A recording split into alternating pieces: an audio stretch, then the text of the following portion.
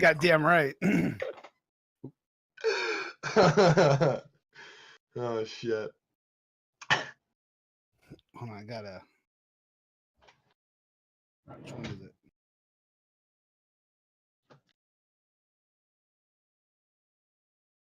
Perfect. You good?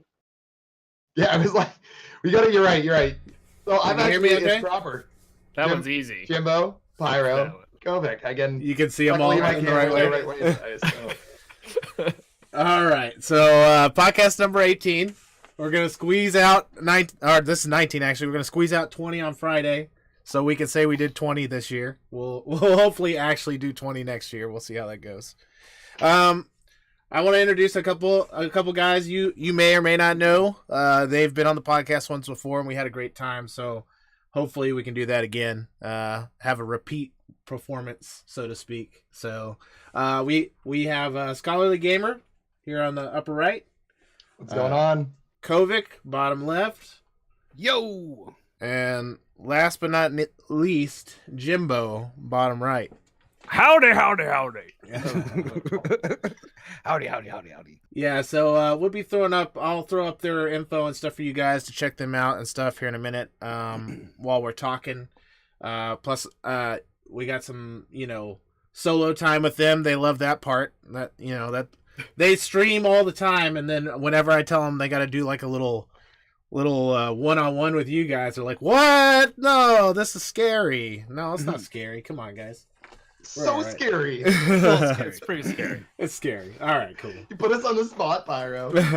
Well, hey, this time I warned you. I was like, "Hey, this is what I'm gonna do. Okay, is that cool?" And you're like, "Yeah, it's fine." Yeah. All right. So how are you guys doing? Doing okay? Yeah, man, hanging in there. We had a good little chat before the podcast, so that's good. I mean, I'm glad we did it before because it was definitely not good for on the air, probably, especially. Whoa, hey, No idea what you're talking about. But hey, so cool. Well, we're here to do our part 2 of our end of the year podcast. So we'll be talking about a lot of things we talked about yesterday, just different points of view, obviously. I will probably comment on a lot of things, but I'll share my thoughts with these guys. If you want to hear my picks, go listen to one from yesterday. I'm not going to do that 3 times in a row and have everybody hear the same thing 3 times in a row. So, but in any case, I want to bring up these guys real quick and let them tell you about their channel. They did this last time, but you may not have seen the last podcast with them in it. So I just want them to just kind of tell you what they stream, what their schedule is, and stuff like that, just so you can kind of get an idea of who they are and what they do. So again, we'll start with Scholarly first, and I'm gonna solo you out, buddy. So get ready for that. All right, so here's Scholarly. Yeah. So as Pyro said, thanks for the intro, man. That's not Scholarly. Go ahead. Nope. Hey, Jimbo. I wonder if it's just the camera. Not there, Kovic. Yeah, it's the camera. I'll fix it real quick. Go ahead and talk. No, are you kidding? I love it. This is great. Well, I'll keep going anyway. Got you. Nice pantomime there, Jim. Oh, it's got to have technical difficulties. This is phenomenal. So I'm a Scholarly Gamer, and as I was just joking about right before this started, I cannot for the life of me play the same game 2 streams in a row. Sometimes you'll get 2 if you're lucky, but you're never going to get 3. I am an insanely ADD gamer, and I always say you come for my ridiculous personality and atrocious gameplay. You never come for any consistency whatsoever. The only consistency is the fact that I'm a goof. Yeah, that's about it. You come for the personality, is what you're trying to say. Yeah, I play absolutely everything. I can't think of the only genre I barely dabble into are sports games, and even then, I've been known to play some of the show. Every once in a while, you get to catch a DJ stream as well. Those are kind of fun. Yeah, for sure. And right now, I know you just switched jobs, right? So it's been a little hectic lately, huh? Yeah, I'm unfortunately only streaming like once or twice a week right now. My schedule hasn't really been like the rest of it consistent. Um, but no, so like luckily with the new job settling down, I work for the federal government of Canada. I'm going to be able to get back into a smoother streaming schedule again. Very cool. Well, it's good to have you. Thank you for coming out again and hanging Thanks out with for us. having me, man. Yeah, it's always fun. I like having you guys because I watch you all the time. So I like to do this maybe more often than not later down the road. We'll see how that goes. But yeah, Scholarly is great. I got all his stuff out there on the chat. So if you want to go check out any of his stuff and follow him, just the Twitch, man, I am in a lot of places. Everything's up there. So God, I am everywhere. It's too much, Scholar. All right, cool. So then we'll move on to Kovic, and this one looks good. So hopefully no problems here. Awesome. Hello, I am the Kolvik. I play a lot of PUBG. 99% PUBG. I do mix it up every once in a while when I find a game that like really draws me in, when I can find something either relatable to it or it's something I can relive as maybe a piece of nostalgia from my childhood. I do play a lot of Rust from time to time, and actually I'm going to be playing Rust here in a couple of weeks. But most of the time on my show, we spend a lot of time nerding out, talking about comic books, movies, mostly bad movies.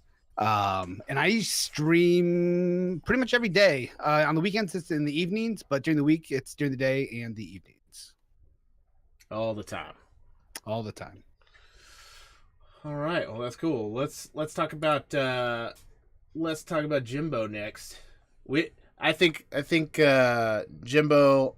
I just want to say that I'm proud of you, and I want to talk about this later. But I'm glad that you started streaming. Is all I'm going to say for now, and then we'll talk about more of it later. So Okay. go ahead. Talk about your stream. My name's Jimbo. I like video games and barbecue, and we play a lot of stuff. We spent like a month playing Red Dead, the new Spyro, going through Darkest Dungeon now for the first time, which is kind of my dipping into roguelike type stuff. I don't know. We play a lot of stuff. I love horror games. I love everything. We talk about a lot of food. I like food. I have a huge sweet tooth. I love sweet tea. So I don't know. That's pretty much it. Video games and food. Those are two of my favorite things. That's great. I think that's a lot of our favorite things. That's why we have so many problems. Yeah. That's why I have to start doing make all my meals on Sunday and just take them out of Tupperware. It's the worst thing ever. But anyways, okay, cool. Well, hey, so that's our guys. Hopefully you go and give them a follow. I put the links up on in the chat. So check them out. I'll post them again later if you missed them. So, all right. So guys, let's talk a little bit about before we get into end of the year stuff. What you guys have been playing this week.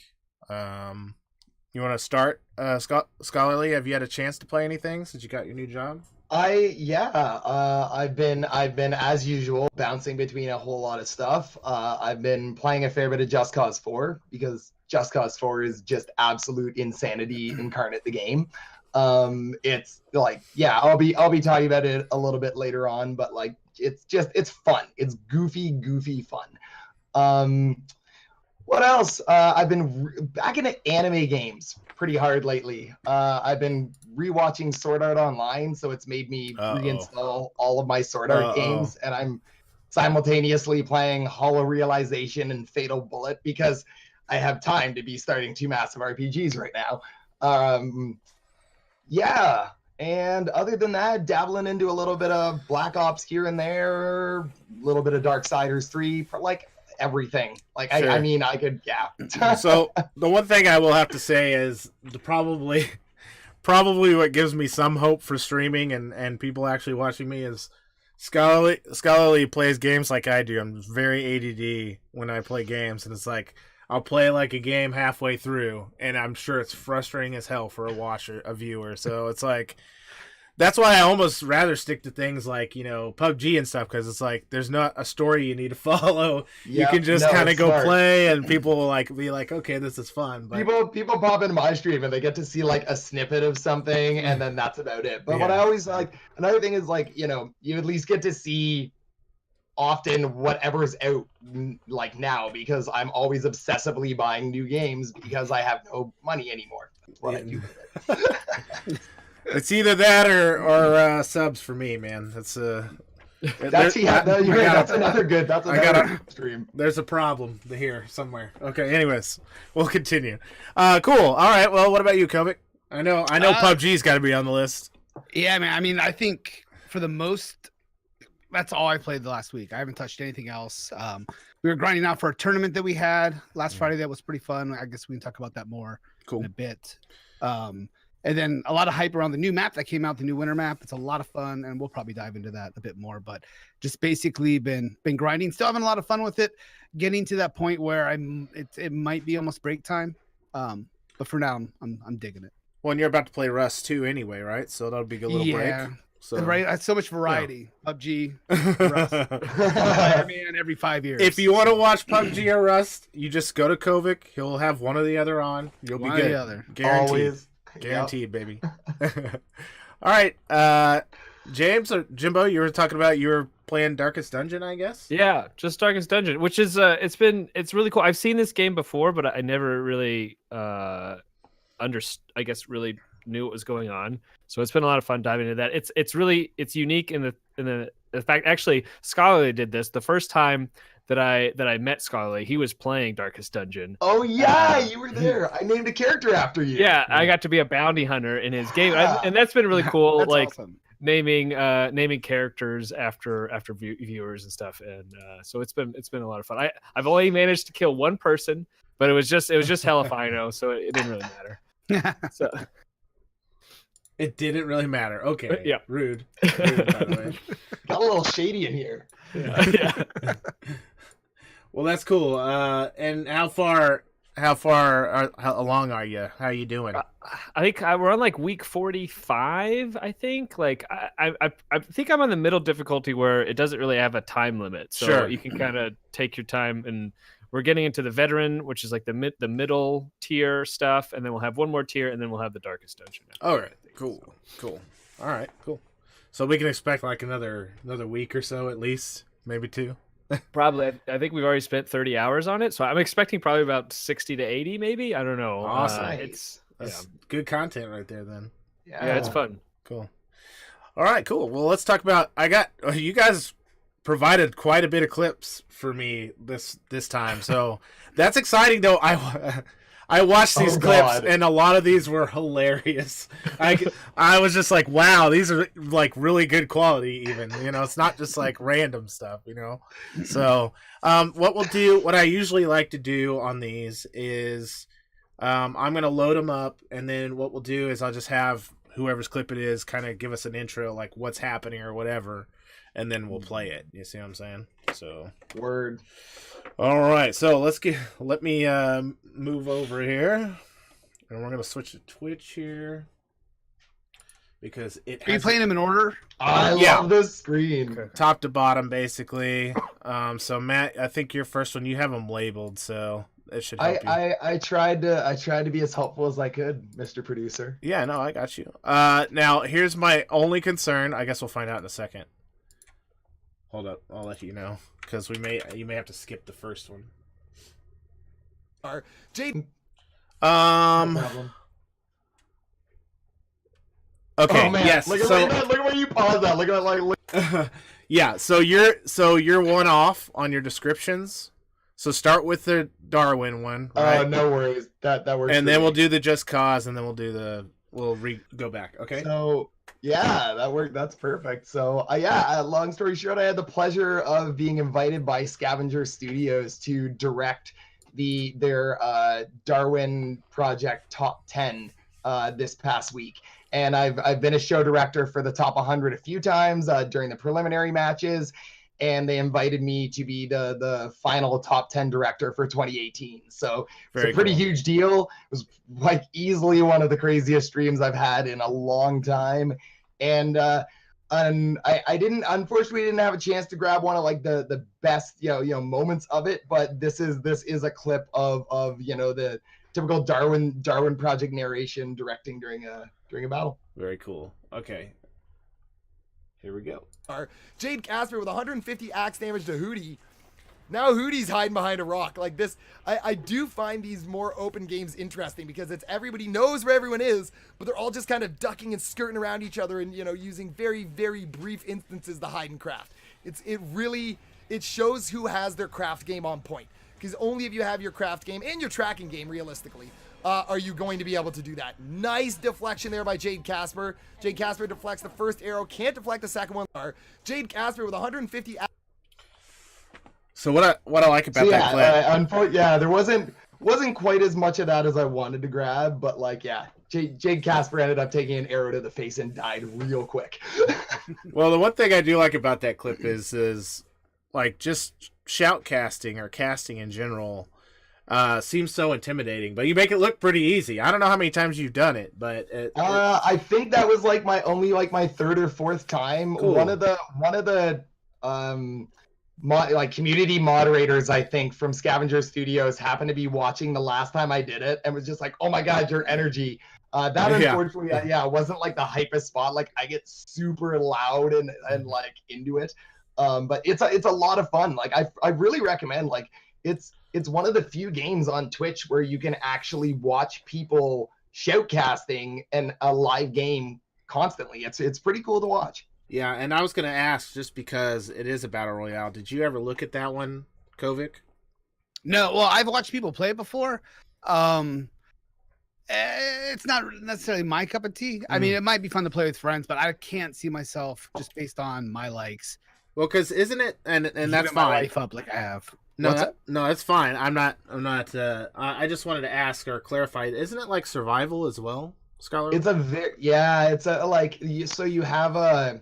It's based in that great frigid north country we like to call Canada, so you have a cold meter as well as your health meter that's constantly dwindling, and so you have to grab wood, craft campfires, make hot chocolate. There's a couple other things you can do to keep your body temperature up, and so you constantly have to pay attention to your body temperature at the same time, because if that drops in the middle of a fight, you're going to be taking insane amounts of damage, and it's going to KO you immediately. It's a lot more like a Hunger Game, the style of the Hunger Games, or better yet, the original Battle Royale, with different zones that close off instead of a circle that moves in. But it's a very different game than a PUBG or a Fortnite or an H1Z1. Like, it's a wholly different beast. Yeah, cool. All right, cool.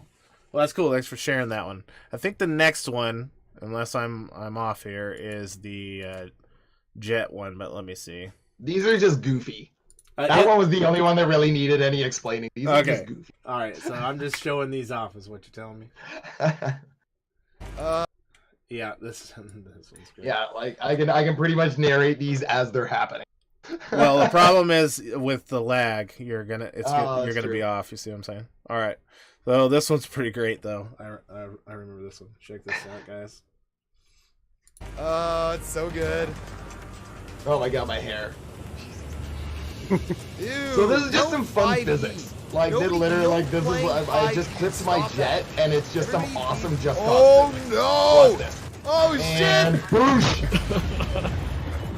I failed just in time. Oh my god, that was God. amazing.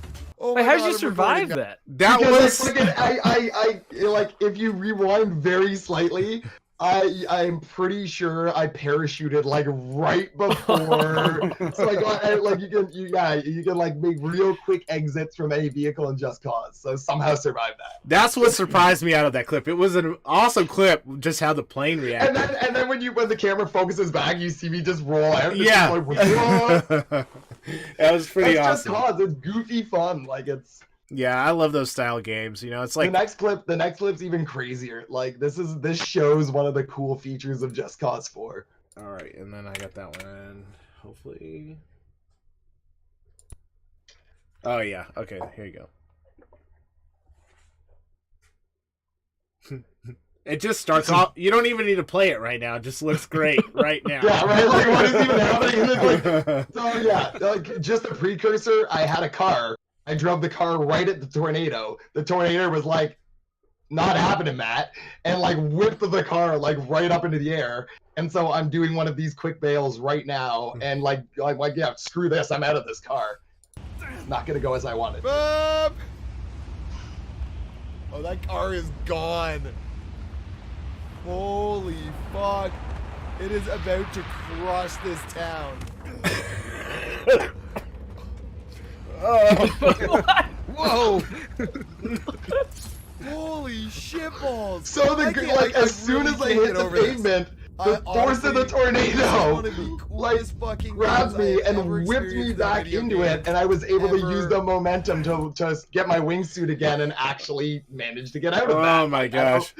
It's yeah, this game is phenomenal. Like I spend my wife laughs because I'll just get as soon as I see a tornado, I'm distracted. I can't do anything else except follow the tornado until it goes back up. Like, oh, that was great. It's really bad for me right now because I'm recovering from being sick, and like laughing just puts me in a coughing fit. And so, excuse me. I firmly recommend Just Cause 4. yeah, I might have to pick it up just for that. All right, Kovic, we're gonna start with your top one, buddy. So for I guess a little bit of background, when I play PUBG, I like to play music, but I don't like to just play songs like from a Spotify list. I like to watch a movie and I hear something like, wow, that might actually work while I'm playing PUBG. So I play a lot of weird music, things like the main theme from Halloween 3 or Children of the Corn, which you would have no idea that that's what it's actually from, and it actually works really well in the game. Well, I think in this first clip, I am playing the music from the montage part of Scarface, and I guess you can just roll the clip. Okay, I'm hoping this link is the right link. Let's see. Is it the winner one? Well, it's gonna show up. Yeah. Hold up. Let me see if I can fix. Yeah. You should be good. Yeah, but the problem is, the link you sent me is not technically the clips link, which is, and so it doesn't fit right. I think that'll work though. I'm sorry. No, you're fine. I mean, it's not your fault. I didn't tell you what to send me, so I just want to make sure I get most of this clip in here. So it's all about doing it on the fly. Here we go. That'll work. All right, here we go. Perfect. Guys. It looks terrible right now, by the way. That's fine.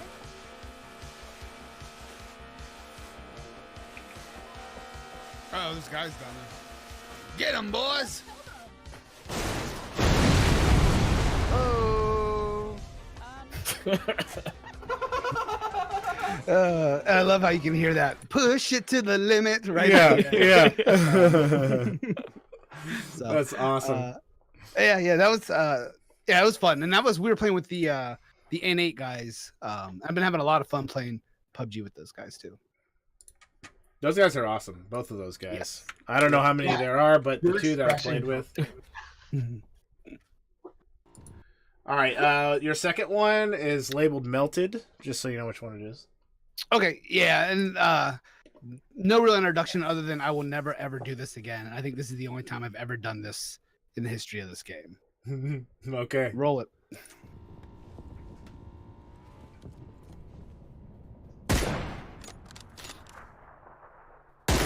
Oh! That's very clean, buddy. Oh, Thanks, man. Yeah, that's probably the best shot I've ever had in that game. Only took 4,000 hours. I'm not exaggerating. That was pretty good.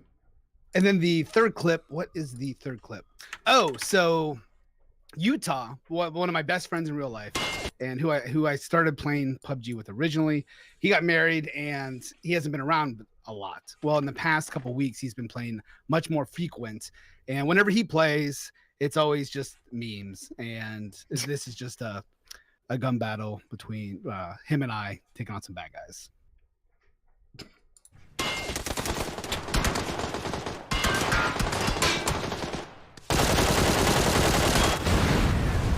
I killed myself.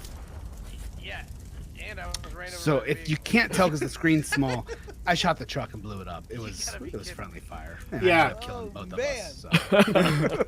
He put that right over the top of the truck and then just happened to hit the corner, I guess. Yep, and it was one bullet. I had one bullet that I watched that clip probably 100 times, and it was the last bullet that I fired clicked the roof of the truck and Man, made it.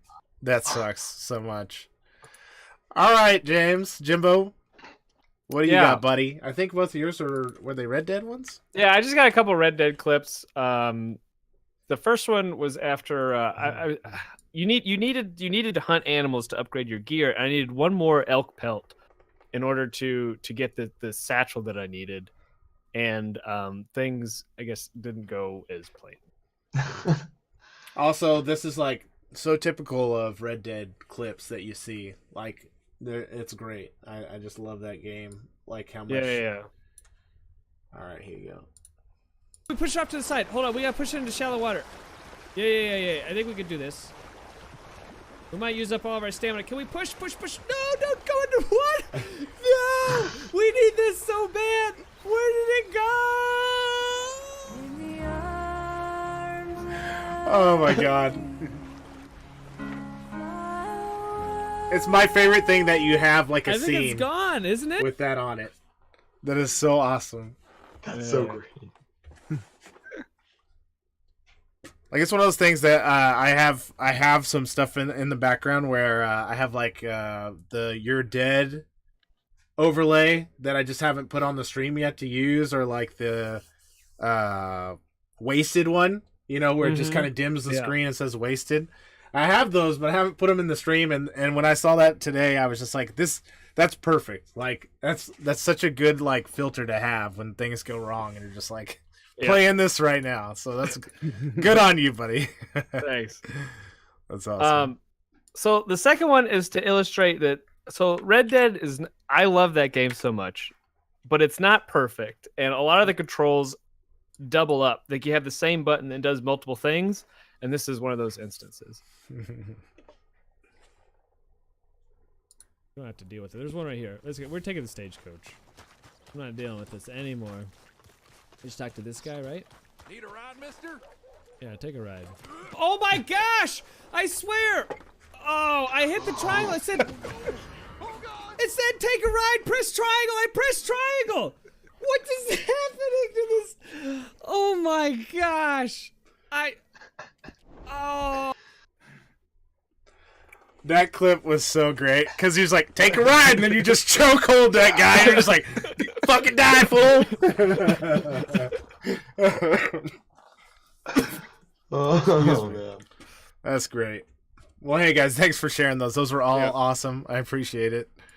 Oh man, that's awesome. I definitely want to play Red Dead, but I'm very stubborn as a PC player, and I feel like if they came out with GTA 5 on PC, they're gonna do it with Red Dead 2. It's The sons coming. of bitches. We all know it's coming. It's just that I think they don't want to announce it before they actually, because Rockstar, right? They're going to announce it, and then they're going to delay the delay, and then the online's going to still come later, even for PC, because what Rockstar does. Yeah. No, so it's fine. It's just it's one of those things where I'm like, I'm not gonna buy it. I'm just gonna wait. Plus, I don't have a way to stream any of my console stuff anyway, so it's just like, I'll just wait, because I have to get the PlayStation down, and I can stream directly from the PlayStation, I guess, but like, then all you have is a camera, I get. It's not the same. No overlay, and so it's just like, I don't want to do that. So, anyways, but nonetheless, that looked like a great game, and we're about to get into end of the year stuff, so don't worry, guys, but. I just want to say that when we did our end of the year yesterday, I was like, listen, guys, my game of the year may not be what you expect, because I know Spider-Man was out there. I know God of War was out there. I know Red Dead was out there. I know these games are awesome games that you all love, but I don't play console games. So it's not going to be on my list. Don't hate me. You'll get that tomorrow, or you'll get it on Friday, because those guys are all console guys. So I was like, somebody's going to list your favorite game. Don't worry, okay? We'll be fine. But anyways, So that's cool. Yeah, all those games look awesome. I'd probably pick up Just Cause 4 just from those clips, by the way. Because And it that's looks only, like- amazing. That's only like a small part of it. Like those clips didn't even show the grapple hook game, like the things you can do with the grapple hook. At one point, I had a floating cow farm. Like I'm not even going to elaborate on that. Oh, Just that's awesome. Let it rest. That's great. Well, cool deal. So, got any favorite stories of the week? I think you guys had a couple things. Scholarly, you want to go first? Favorite stories of the week. Well, we already actually. Darwin top 100 was honestly that was my top thing. Like that was the coolest like opportunity I've had in a long time, and it was a lot of fun to do. I've been getting back into Fallout 76. I took a brief break mostly because I was getting distracted with Just Cause 4 and other things. Sword Art.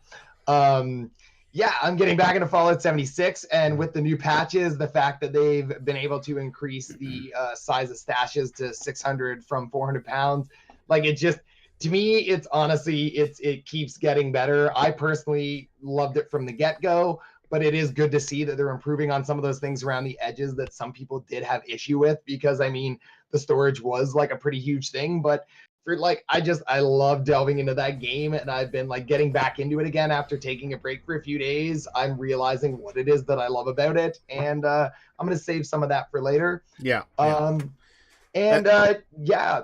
Sorry, you were gonna say? No, I was just gonna say that 600 is also temporary. It's just like No, and they're going to increase it again Right. theoretically. So that Right. the issue is that they're worried about the server problems. That's that it. There's causes, 32. There's 32 people on every server, and having to track all of that inventory plus and again, like in my mind at first, I was like, why should that matter? Like, why should that make that much of a difference? But again, I don't know that much on the dev side, and apparently, like having to track that many unique materials that can move around as they do, be deconstructed and crafted and everything, and it really adds a lot of extra stress to every server, and having 32 people and adding several hundred pounds each of that X factor can put a lot of stress on the game.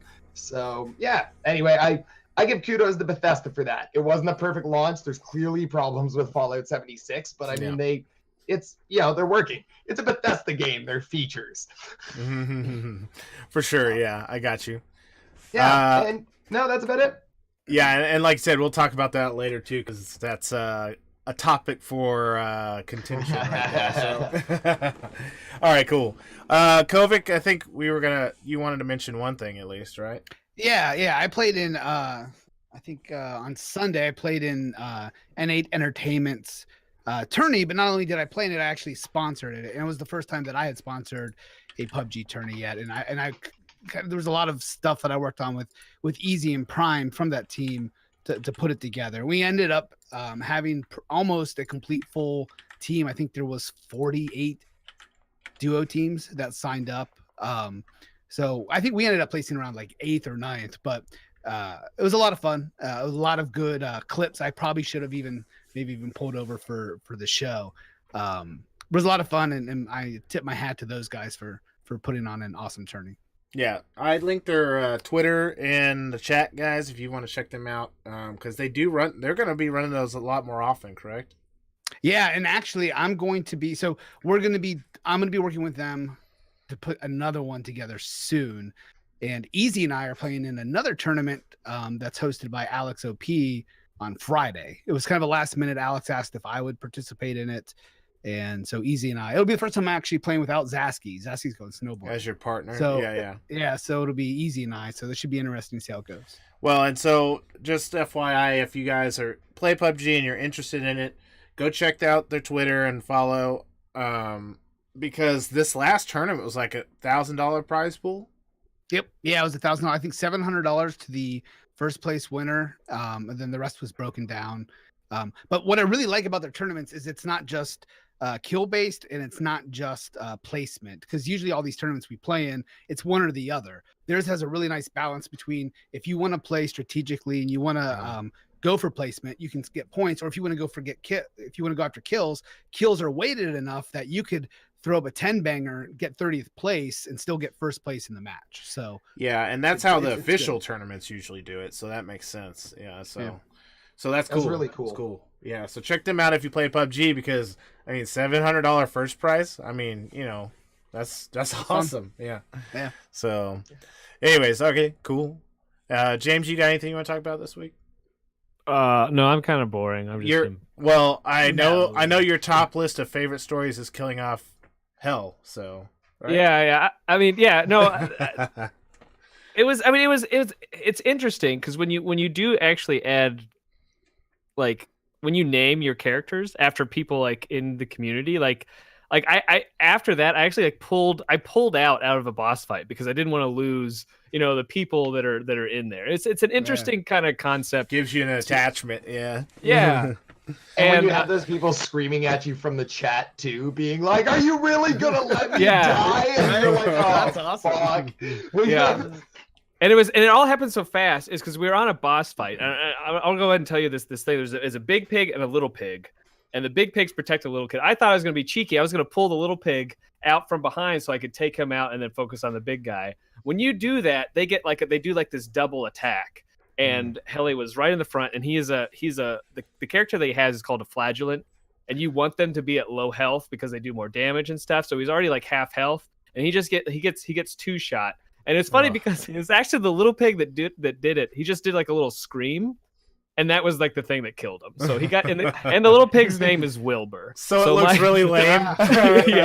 yeah. So if you go to the graveyard, it says it was killed by Wilbur. Isn't Wilbur the name of the pig from Charlotte's Web? It Yeah, is. it yeah. is. Yeah. I was like, why do I know that? Yeah. Helly was a flatulent? No, I don't think. Yeah.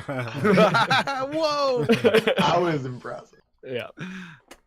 Cool. Well, that's awesome. Let's get into the meat and potatoes here. The actual content for end of the year. And we're gonna start. And I said this last night. We're gonna start with something awesome, right? Best of 2018. Then we're gonna get into a little bit of discussion, probably with the disappointment stuff and surprising news, and then we'll end on a high note too with that 2019 hype. So, the first thing we'll start with is the best game of 2018. And I'm gonna let y'all go, and I will just say mine at the end just to kind of give y'all some cannon fodder if you need to say anything about my choices. But other than that, so we'll start with Scholarly. Yeah. So my top game of 2018. I had a hard time. I played a lot of fantastic games in 2018. Some of which I'm gonna leave you guys to speak about because they were pretty high on my list as well. But I have to give it to Assassin's Creed Odyssey. Assassin's Creed Odyssey really shows that the series has. I won't even just say the series. That Ubisoft has really stepped up their game with Assassin's Creed.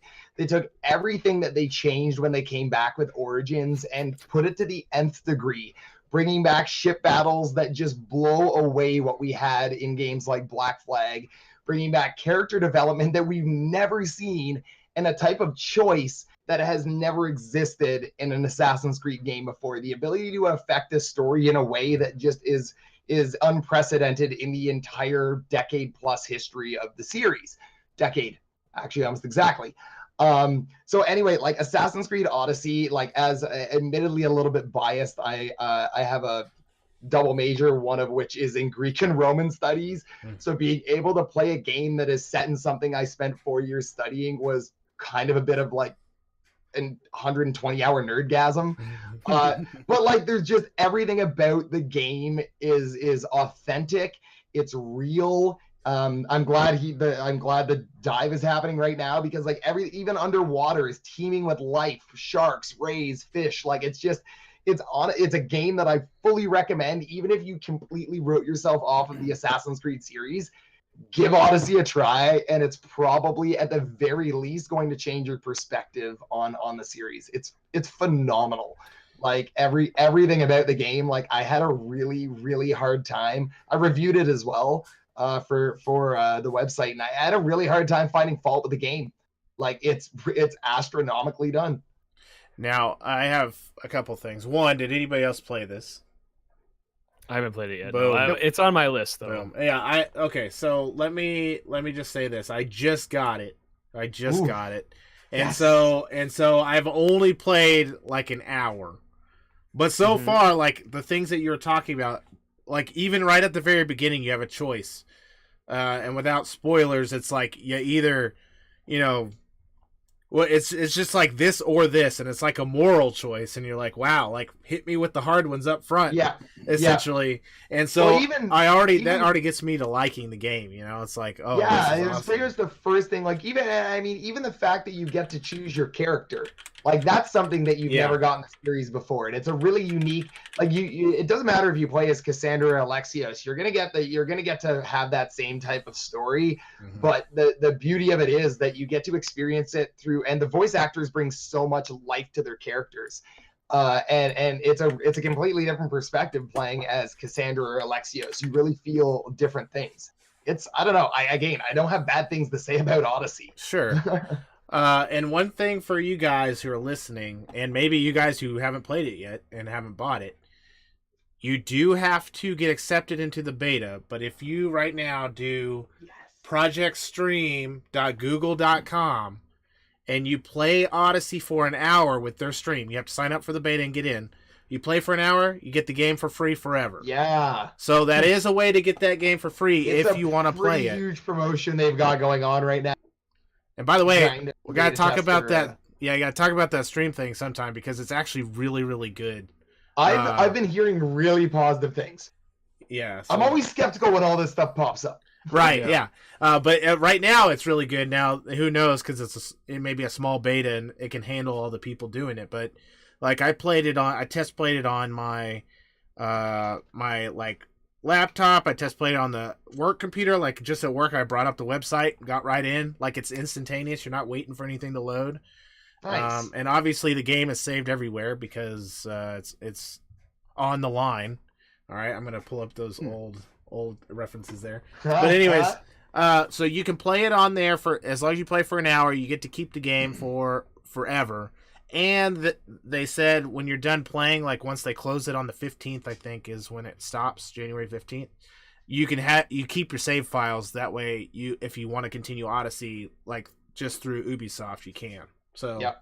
it's pretty cool. It's a pretty neat little promotion they're doing right now. So, anyways, I just want to put that out there because we just talked about Odyssey. I thought that's a cool way to get it for free, really you know. good. So, anyways, okay, cool. Well, that's a great pick. I'm surprised, like, you know, the Video Game Awards that it wasn't mentioned as much as it was. You know, Me too, man. And honestly, it bothered me a little bit, but I've come to expect that of a lot of Ubisoft games. Like it's like, I mean, and I don't want to talk too much about it, but Ubisoft came out with another game this year that easily could or should have been at the very least nominated for some things and wasn't. But I'm gonna hold off because I think someone else might be chatting on that one. I got you. No worries. Let's move on to best game of 2018 for Kovic. I don't think if you watch my show, mine probably wasn't A the surprise. hardest to guess. Right? Yeah. Hands down, it was Spider-Man. In fact, and I said this on the show, and nobody has to agree with me. This is just my personal opinion. It is my favorite game I've ever played, single player, in the history of my life. And Ocarina of Time has always held that position, but never have I played a game and walked away like I had just seen a movie that was just like pulling at all the strings of your heart, right? And personally for me, there's just a lot of attachment to that character. And the story's just beautiful through and through. I thought it was really interesting to go with some of the villains that they went with. I'm not going to talk about all of them, but Mr. Negative, who they really advertised a lot, was a newer Spider-Man villain who I think first appeared in like 2008 in the Brand New Day story arc post Civil War in Spider-Man, and which was used to kind of reboot that franchise. And I thought it was interesting that Sony chose Mr. Negative as their villain, which also served as a reboot in the comic book, almost saying this isn't part of a movie universe. This isn't part of a comic book universe. We're doing our own thing. And they really did. And I loved it through and through. I thought that the gameplay was great. I thought it was smooth. I picked up the controls after about a day. But as far as story is concerned, man, when I finished that game on that stream, like I had to go, like I had to be done. And that's the first time I played a game live where it kind of hit me in the cockles of the heart, right? And I to walk away, but hands down, that was my game. Loved it.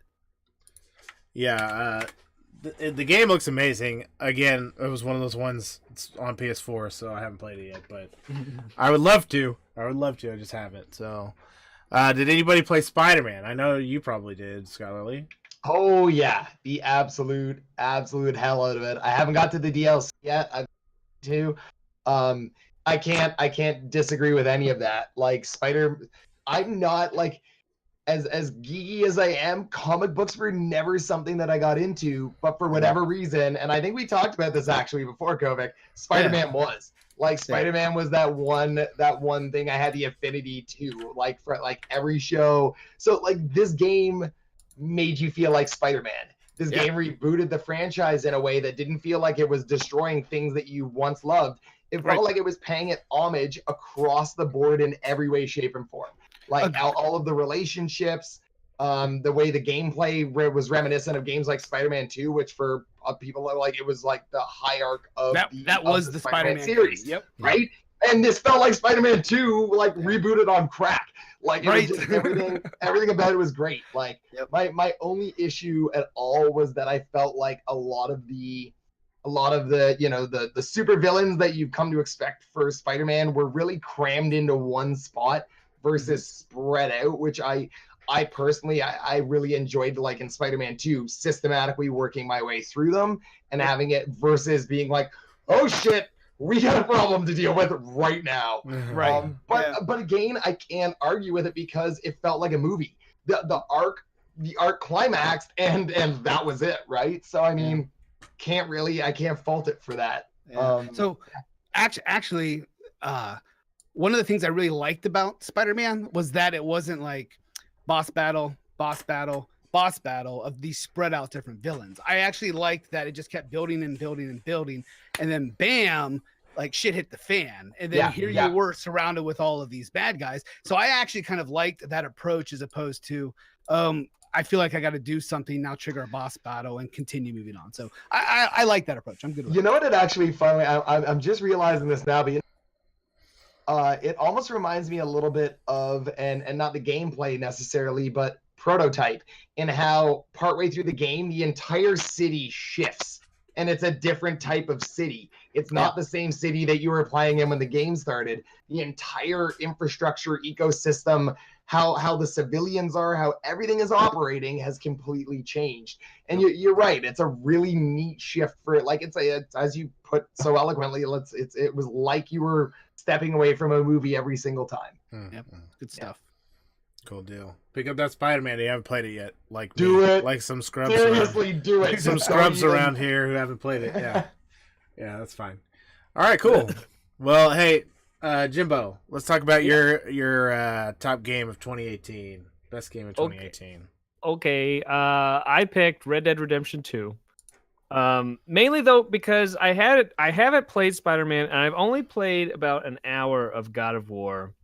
It's kind of a weird thing because like I really want to play Spider-Man, but like finding the time to do it has been an issue. God of War was something that I wanted to play off stream, but because I just wanted a very personal connection with that, and of course I just don't have the time to do it. So Red Dead was something that I just kind of went with. I loved the first one.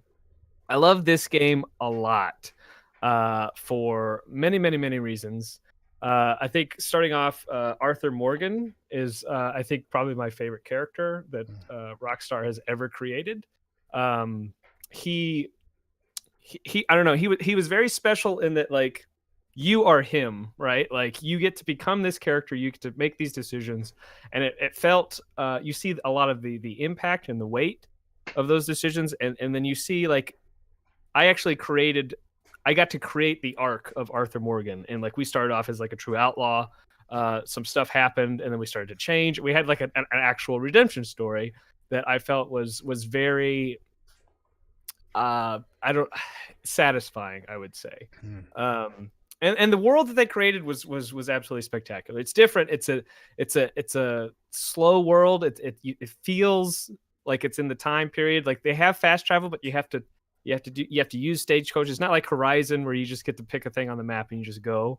So it has a very slow, intentional pace. I felt to the game that was I don't know. It's very deliberate, and it kind of made things. I don't know. It made me appreciate, I guess, more of the time that I spent in it, if that makes sense. It was, I don't know, and it got me good in the feels at the end. So it was, I don't know. I like it a lot. It was great. Very cool. Yeah, and it has all those not intentional, but it has all those goofy clips you can get going, you know? Yeah. Like to like a lesser extent that like Just Cause has. I mean, when you create a game that's this big and has so many moving parts, like there's so many weird things that can happen. Thankfully, most of them were never game breaking. They're mostly humorous interactions and glitches and stuff that And to be honest, from what you were saying, it might be nice to get those every once in a while to kind of relieve the stress of it being so serious or taxing on your emotions, you know? Right. I mean, it's kind of charming, as long, like you said, as long as they don't ruin everything, you know. So. Yeah. I got you. Cool deal. Well, I'll quickly say my two real quick. Well, one really. So my game of the year, or best game of 2018, I did was Far Cry 5. And again, like I said before, I don't have access to those other games to play them really. So it could have very well been one of those other games. But I will say that my reasoning behind Far Cry 5 is that it's an open world game, which I love those style of games. And what I like about Far Cry 5 is that it doesn't necessarily take itself that seriously, which is kind of like your Just Cause, thing, which I think Just Cause is even more ridiculous, which is fine. It leans into it. Yeah, but I feel like with Far Cry 5, it's not that far, but it does kind of have some tongue-in-cheek stuff in it. And my favorite part about Far Cry, and you've seen many videos about it, is just the animal interactions. It's just like all of a sudden you're talking to somebody and just they get mauled by a bear or whatever. I think my favorite clip from that playthrough is when I got randomly attacked by a cougar. I'm just like walking along and a cougar just jumps me out of nowhere. It's just but anyways, I like that game. There's a ton of hours you can put into it. It hits me. It also hits on my co-op thing. So if I want to play co-op, I can play that game co-op. A lot of these games, like nothing against Spider-Man or anything, but it's single player only. So that it for me as a person who likes co-op, that's like a notch down for me, right? Game's perfectly fine. It's just like I'd rather be able to play something co-op, So Oh my god, could you imagine a Spider-Man game with co-op though? Like I think like my mind would break. Like if it was like Spider-Man and like I don't even know. So Venom I won't together. spoil anything, but I think that's actually could be possible, and I'm just gonna leave it at that. Okay. Well, we know Insomniac's planned more. Like they've already, but yeah, like I don't. Kovic, what do you know? So that was mine, and then I had a runner-up, which was my favorite PC RPG, which was Pathfinder Kingmaker, because it just had so many systems in place. The combat was crazy. It has a whole kingdom system where you run an entire kingdom, which was really cool. So it's like a kingdom sim, and so I don't know. I just thought it was one of the better. Like isometric, like Pillars of Eternity, Tyranny, you think about those style games. I think Pathfinder was the best of like those series for this year. So can I ask you a real serious question on this? I was really intrigued. Did decide to speak a little bit about your games because when I saw what your choice was, I was like, I really want to ask Pyro a question on this. As someone that really doesn't delve into PC games, but as someone that lives and breathes Dungeons and Dragons 3.5, okay, Pathfinder. Yeah. Like, is it true? Like, did you play Pathfinder as a tabletop, and is it true to that? Like, does it reminisce that feeling of 3.5? So I played a ton of Pathfinder, and we played a ton of 3.5. Eventually, both of those were overtaken by 5th edition, but I don't want to talk about it. But- It's just- but yeah, that's a different stream, right? that's a whole different. But anyways, so it does well. The one thing I would say is if you're going to play this game, just realize that they cannot put every single choice that are in those books. But Obviously, the choices that they have in there represent the pen and paper perfectly, I think. And it works really well. I think you would enjoy it. If you love 3.5 or Pathfinder and you want to play a game that's like has all that in a neat little package where you don't have to pull all the stuff out and play with your buddies, you just want to kind of do like a solo thing, it's perfect. Like cool. I would suggest you get it, especially if you're a fan of those tabletop games. So Nice. yeah, I have that's an entire shelf of Pathfinder books. yeah, that's one of the reasons why I got it, because we loved Pathfinder. Awesome. We played it for years, and so it was just one of those things. Now I can go back and play it whenever I want, even though we no longer play it on tabletop anymore. So I can go back and do that. So it's pretty cool. Thank you. Yeah. I'm probably also going to buy this now. Sounds like everything I want in the game. Well, cool. So that's our best games of 2018, streamer edition, or whatever you want to call this version. Let's talk about some surprising news. This can be good or bad. And if it's bad, it may be part of our biggest disappointment. That was what mine was. So I saved mine to last. But let's talk about Scholarly's first. He's got a couple of things.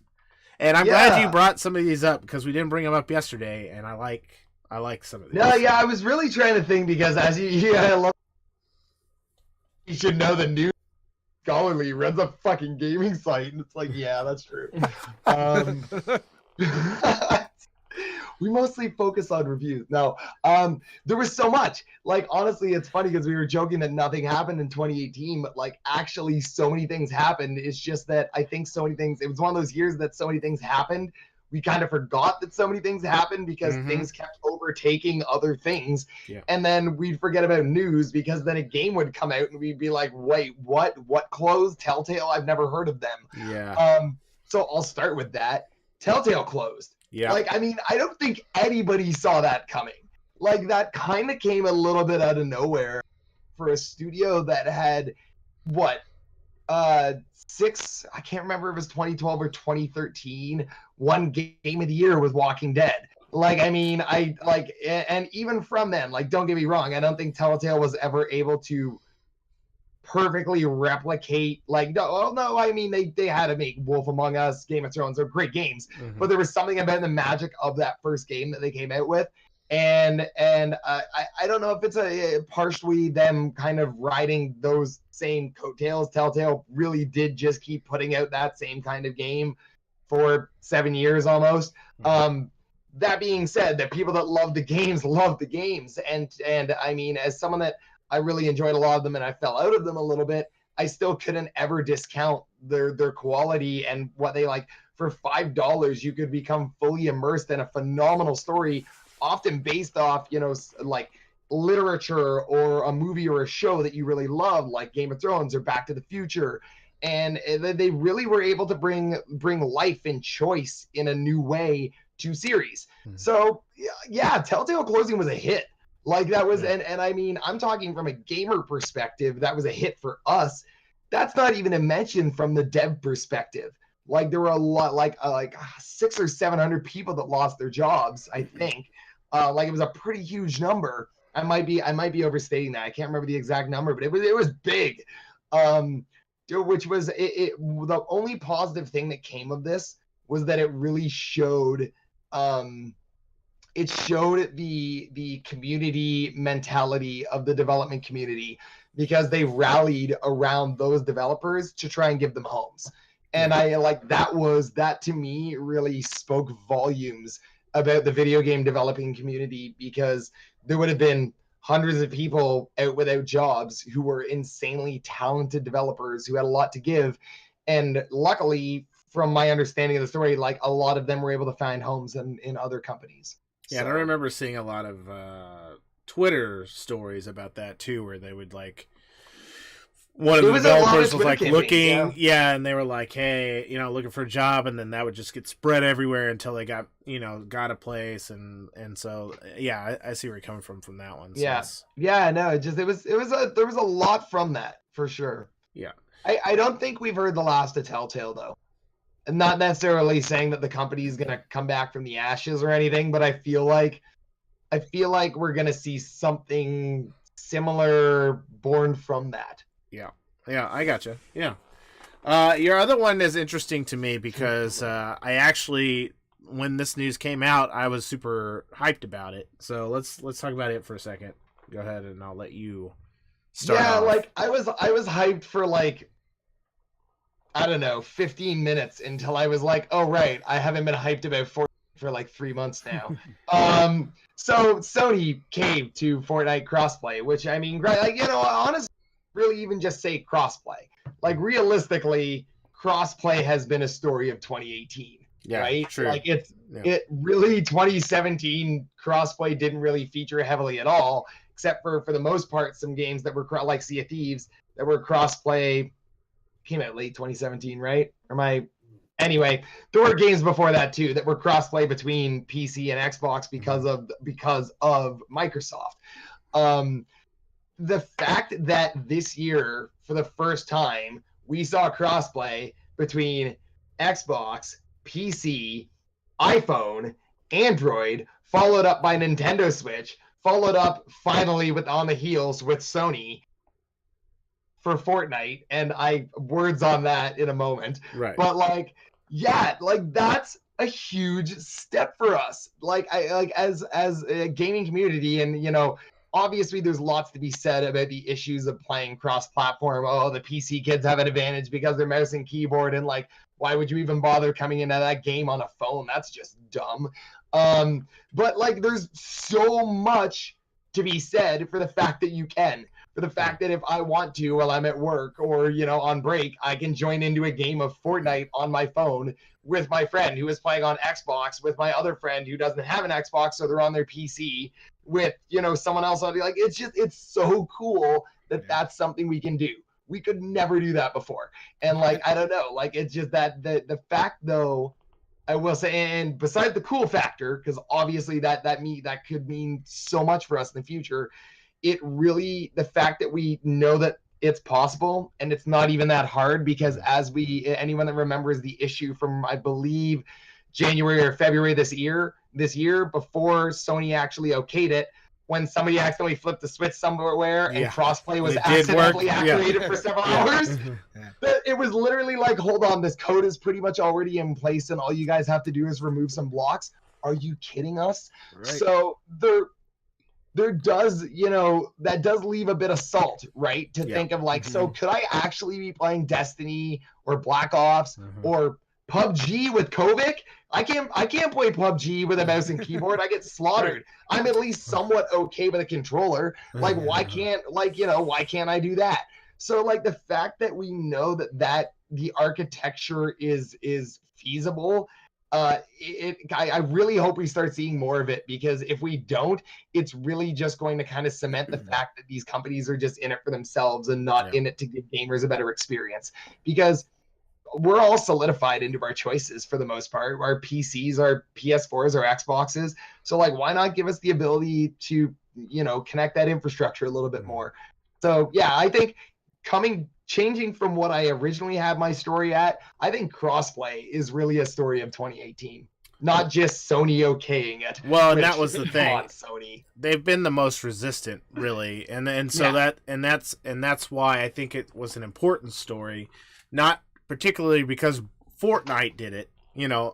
I don't necessarily care for Fortnite either. Could give less than 2. Right, but the fact that, I mean, they pushed Sony into that like corner and said, "Hey, you need to let this happen," and that it's, like you said, easy for it to happen. Yeah. You hope that later on down the road, that kind of stuff works. And Rocket League pushed for that for a long time, because they have crossplay with PC and PS4, and Xbox and PS4, but not PS4 and Xbox. So it's like, come on, guys, just let people play Flick together. the switch and like let us do it. Yeah, and that's a game like where advantage isn't really there for Rocket League because everybody Not really necessarily. plays it on a controller anyway. And And now so, that you can, yeah, now that you can plug a mouse and keyboard into Xbox and I think into PlayStation advantage, you obviously can't tweak like the sensitivity of a Razer mouse using the special software if you plug Yeah. it into your Xbox or something like that. But like, I mean, and don't get me wrong, that's a whole other can of worms right there. But like, it's the lines are blurring, and I think it's a good thing. well, and just a side note to mention that this current gen software are basically PCs. I mean, at this point, The They consoles are. mean, They're, themselves. they're Yeah. compact PCs. yeah. Like, So yeah, it's definitely all kind of merging together. So I think that's good. I always hate it because every time a new game comes out, I'm essentially choosing to play with the guys I play with on PC or playing with console people because I don't want to buy two. And that's exactly it. and what's even worse is most of the time I pick PC because I invested $2,000 on my PC or whatever it was, and it's Yeah. like I might as well use it if it's coming out on PC. Anyway, so I just it gives us some hope. Whether or not that hope actually turns into something, we'll find out. But I think that. the floodgates are open. I think it's going to snowball. I think, I like think as you now guys they are. said, bringing people together. Like I was able to play Fortnite with one of my younger viewers, who's I think 15 years old. He can't afford a PC. His parents aren't going to buy him a PC, but he still wanted to play with me, and he was able to do that via his PlayStation. So I think the kind of the floodgates that has opened is you're not going to stop it. I think you're going to see it more and more and more and more. Yeah. Although, can we all just agree that we wish it was anything Fortnite? I'm not a huge Fortnite fan, but I do think it's done a lot of good, well, and negative, I guess, as far as It has done. exposing It's the done a gaming lot. community. Yeah, I was gonna say it's as someone that works in I work in a federal government office. Nobody knows gaming at all, and everyone's perspective of that is, do you play Fortnite because all of their 7 and 8-year-old sons play, and then to some extent daughters play Fortnite. Yeah. So it's just like it bothered, like it's a double edge, right? Like it's really awesome that it's allowed gaming to spread out a little bit more. But I actually had my manager today ask me about the Fortnite Frost pack that her son wanted from EB Games. That I remember, I was just $30 cosmetic pack. I guess I'll help you with this. Like, but no, like it is what it is, right? Like, I mean, it is good to see. It is good to see that many more people gaming. Hey, and anytime we talk about Fortnite, we got to bring up Gary's kid who charged $800 on his credit card. And Fortnite Really? skins. I didn't even know there were $800 worth of Fortnite skins. That's yeah. And I'm like, Jesus, okay. Anyways, okay, cool. Well, those some good surprising news that for the most part, nobody agreed or nobody disagreed with. So, because we got some later that are going to be disagreements. So, did you have any surprising news you want to talk about, Kovic, or? Not really. I mean, actually, when I saw that, one of the things that came to my mind was the Telltale, because I remember reading that up on my deck, and I was like, damn it, I had just started playing The Walking Dead. Telltale. Yeah. Right? Yeah, and like I literally just started, and that happened. So I think I only played like 2 episodes, and we'll see what happens. Maybe I'll come back to it down the day. But one thing I did want to bring up, just kind of along the Fortnite thing, I do think it's hilarious. I guess you could consider it surprising that the actor who played Carlton Banks is suing Fortnite because of the new emote dance they got in there. And there's a GIF, and it's like literally spot on, like to the exact same dance. I don't know. Yeah, that's cool. Yeah, the Fortnite, like you said, is big, and we're all streamers here, but that also brought up Ninja, and I don't want to talk a ton about him, but I just want to say that it's definitely opening up a lot of avenues for streamers as well. Not necessarily Fortnite, but because Ninja got so popular due to Fortnite, I guess, with he's been on the cover of ESPN. It's just bringing gaming to a whole new light overall. And in theory, I feel like at least part of that is because obviously he's playing Fortnite, which has a mass appeal. So it's just like one of those things that it's, like you said, I think it's done a lot of good things for the community as well. So it's just one of those things that, it's paving a path. It's putting down this path that like is gonna set the stage for a lot of streamers to come. And so that's really neat to see. And we'll see how it goes. It's only go up from here, hopefully. So Agreed. cool. And then James, did you have anything you wanted to add? For surprising news? Well, I mean, I guess we could talk about the Epic Games Launcher. I mean, we talked about that a little bit before. Mainly because it's both. I think it's kind of good and bad, right? Because Steam has kind of been this juggernaut leviathan that kind of has the market cornered, and the fact that they came out and said that, hey, devs will get 30% on our platform as far as like royalty stuff, I think was an interesting point of competition, I think, for some people. And of course, 30% is what Steam takes, and then 12% is what the Epic Store takes. Sorry, yeah. Just FYI. So it's they get like 18% more if people buy off the Epic Store. And I feel like it puts pressure on Steam to kind of change some policies, I think, which I think would be good, I think, in the long run for everybody. And also Subnautica is free on the Epic Games Launcher, and it's totally worth picking up a separate launcher if you want to play that game. Oh, for sure. Especially Subnautica is worth paying full price for. So, exactly. Yeah. Download a launcher, do whatever you need to do to play Subnautica. Just like... but it's kind of one of those things that I worry about, because it's with everything going with Unplugged, like I have you have Netflix, you got Hulu, you've got HBO, like you have all these like separate things to watch shows on. I'm worried that we're gonna have all these separate launchers to play PC games on, because there's gonna be exclusives. Well, they're already doing that. Bethesda's launcher. You've got Origin. Yep. I mean, and I don't like that, because I like having everything on Steam, but I'm not sure what's going to happen.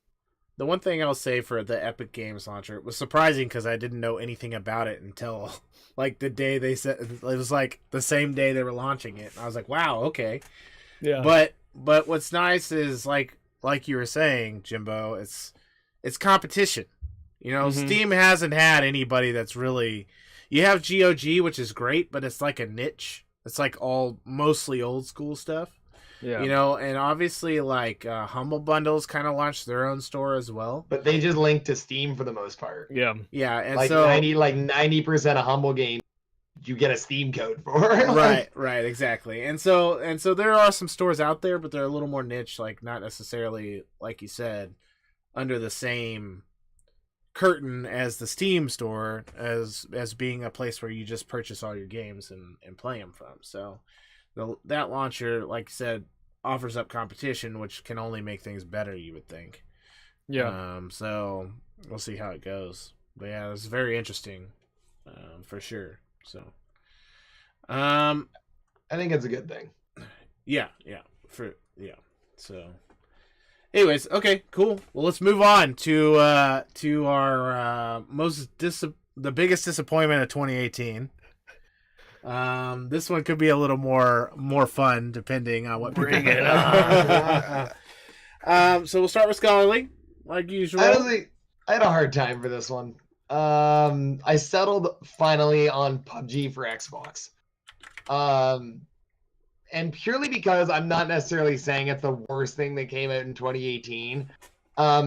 Because realistically it came out late December 2017. I think the PUBG early access or game preview on Xbox, it's called, launch was December something 2017. So anyway, it was the, oh my God, we've been waiting for this. Holy crap, we actually can play PUBG on Xbox now.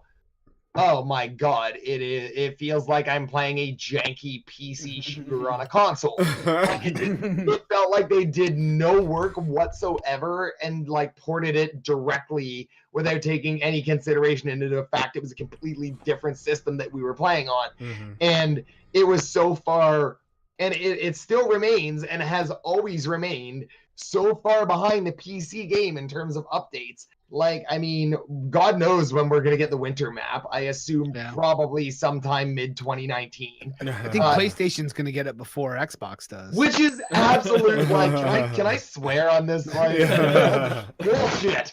Like, I mean, PlayStation just got PUBG like how long ago? Yeah, But no, like, recent. no, it's like they like Blue Hole has once again just proved they're in it for the money, and they're literally just like throwing crap at a wall and being like, well, that kind of stuck. Like it barely stuck. It's sliding down the wall, but I mean, it's still kind of sticking. Like that is Yeah. PUBG on Xbox. Like it just like the 1.0 update made it playable, but it's still just like when you put it next to a game like Blackout that literally just shows how or even H1Z1 on PS4, which shows how a console battle royale shooter should operate, or Fortnite, which has always been crisp on console. Yeah. PUBG on console is just a mess. Like it just like, and I haven't played it admittedly on PS4 yet. I've been debating trying it, but like also, screw you, Player Unknown. I'm not giving you any more Right. jagweed. Like, sorry, I like the game. That's the thing, is I genuinely love PUBG. I can't stand Blue Hole. Like, No, I don't like the studio. I'm with you. That organization, it just makes no sense to me because you have all Yeah. these weird and random things come out, content that nobody asked for. They made a skin for the Joker and Harley Quinn from the Suicide Squad movie Yeah. that nobody liked and a Joker No. that everybody hated, and that's what Yeah. they chose, right? And then they put out a beautiful winter map. Maybe So I they have really no like. idea what I don't goes like that on idea. over that On organization. PC, I at least understand on PC, like I always equate them sometimes to Overkill, the studio that put out Payday 2. Payday 2, which on PC is a little janky but functions as a wonderful game to play cooperatively Yeah. with people, which on console they've released like 14 different times, and every single time they've released it, it's been a buggy garbage mess, and they've never fixed it and have just thrown DLC at the consoles without fixing root problems. And it's Blue Hole Studio in a nutshell. Yeah. For console, again, Yeah. PUBG on PC functions in a wholly different arena. Well, I just want to point out that you're talking about how long it's taken for the stuff to come out, after PC, but like now you know how we feel with Monster Hunter because Oh, it's like fair. an 8-month difference there. But yeah, that's fine. That's cool. no, and it's not that like I do understand the updates being behind for sure. Yeah. Like but it was always a delay on a delay on a without again fixing the root gameplay control issues that a lot of console PUBG players have, at least on Xbox. Yeah, for sure. Well, let's talk about your second one too. This one is a little bit interesting because before it even came out, just looking at the game and comparing it to the first two, I don't know what you're gonna talk about here, but for me, I was already like, okay, this is probably not going to be a game I'm going to pick up because just looking at it between it and the first two, I was like, this is way different. And so I don't know what you're going to say, but I'll let you continue now. Wholly different. Like, and it was a whole, and there's nothing wrong. Darksiders has shown that it's a genre that wants to change itself. Like the original Darksiders game played as a action adventure that you could possibly equate to a Devil May Cry, like a DMC4-esque Devil May Cry. To an extent, again, it had many unique elements to it. Then you got Darksiders 2, and I was actually talking about this earlier, that you could call the Zelda of Darksiders. Every dungeon that you went in Darksiders 2, genuine, like my wife and I were simultaneously playing Twilight Princess when I was playing Darksiders 2, and I kept calling her in, being like, "Oh my God, sweetie, it's a Zelda puzzle!" Like they were, and I typically don't like to make those kind of comparisons, but the way that the dungeons felt was so reminiscent of how a Zelda game felt. Not to mention the fact that you had this wonderful open world that you could explore and go back to when you got, like, much like in Zelda, when you got the hook shot, you could go back to a certain spot because a new area was accessible because I have that now. That was Darksiders 2 with your powers. Right. So what Darksiders 3 is, and again, I hate to use these comparisons, but I'm trying to make it really, easy for anyone that, Visualization. yeah. Yeah. And I absolutely hate this one. But if Darksiders 2 is the Zelda of the Darksiders, Darksiders 3 is trying to be the Dark Souls of the Darksiders, but it's failing so spectacularly that it ends up being a piss poor Lords of the Fallen of the Darksiders. Like and I really like Lords of the Fallen. This is worse. It's any action adventure game ever. It's so generic that it might as well not be a Darksiders game. The only thing holding it as a Darksiders, and you're talking to the person who literally shits rainbows about every game ever. I love everything. Like, I'm so positive about every game, pretty much.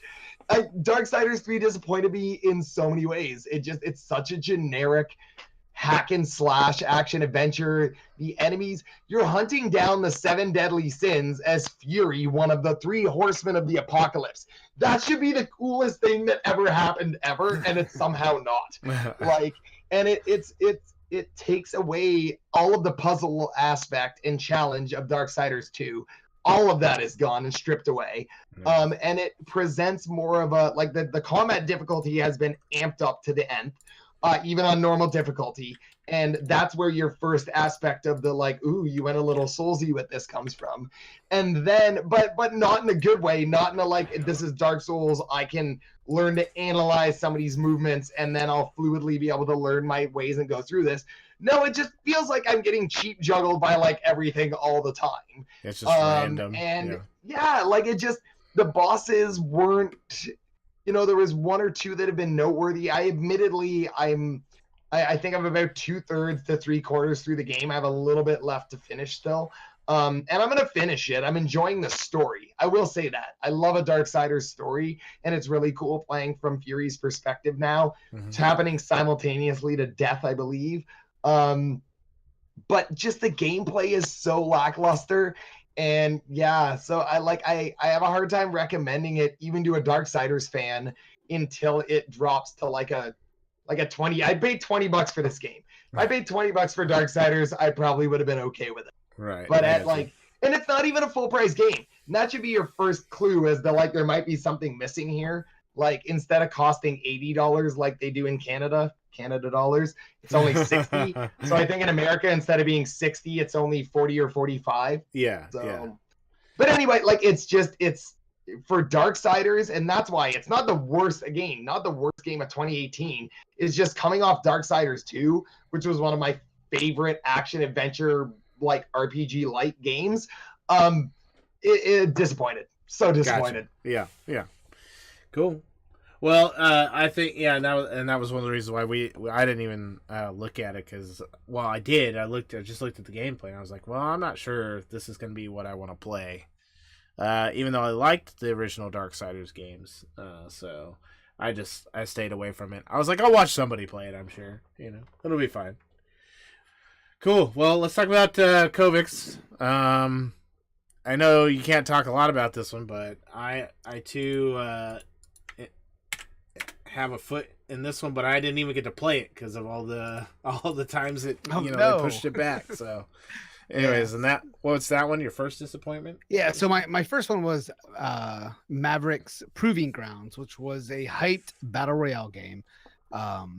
They had some E3 footage, I believe, and they had some pretty kick-ass trailers. Basically, it's your typical battle royale with the premise that there would be 1,000 men in each, or women, each game, as opposed to 100. But there was going to be a lot of things where if you were walking through a high field and you were moving grass, that grass would stay moved, and there'd be tracking. And if you were bleeding, there would be blood drip, so you'd be able to do a whole bunch of kind of hunting your enemy as well. So it originally, I think, was supposed to come out in alpha, I think, in July. Okay. Yeah. I think it was July the first time, and then it got pushed back to September, and then it got pushed back from September to November 27th. And then it did finally get released, and I did play it. I cannot say a lot about it. It's got a long way to go. Okay. So I'm. It looks we'll nothing like this demo. Can you tell us that much? It looks nothing like this demo. Bond 64. So leave it that. It's a little Or blocky, Roblox. possibly. Yeah. Or Like- Roblox. Oh my Like, god. to be honest with you, like Roblox, it's probably Because like the video we're watching right now looks nope. Nope. whatever. You just died, by yeah. the way. Oh, you're back. You're back. Okay. Yeah, it's just one of those things.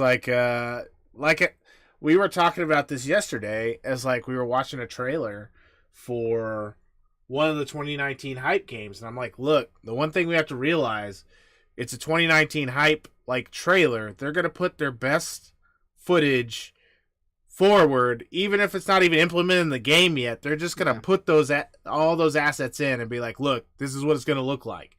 And like, that doesn't mean it's actually gonna happen, you know? It's like, Or just make a trailer. Yeah. right. I Right. believe the analysts call that the No Man's Sky. Yeah. Yeah, No Man's Sky. But I can't even. I love that game. I can't even. but it's great now. I mean, if you go play No Man's Sky, you know. But when it Yeah. first came out, it was like, wow, what happened here?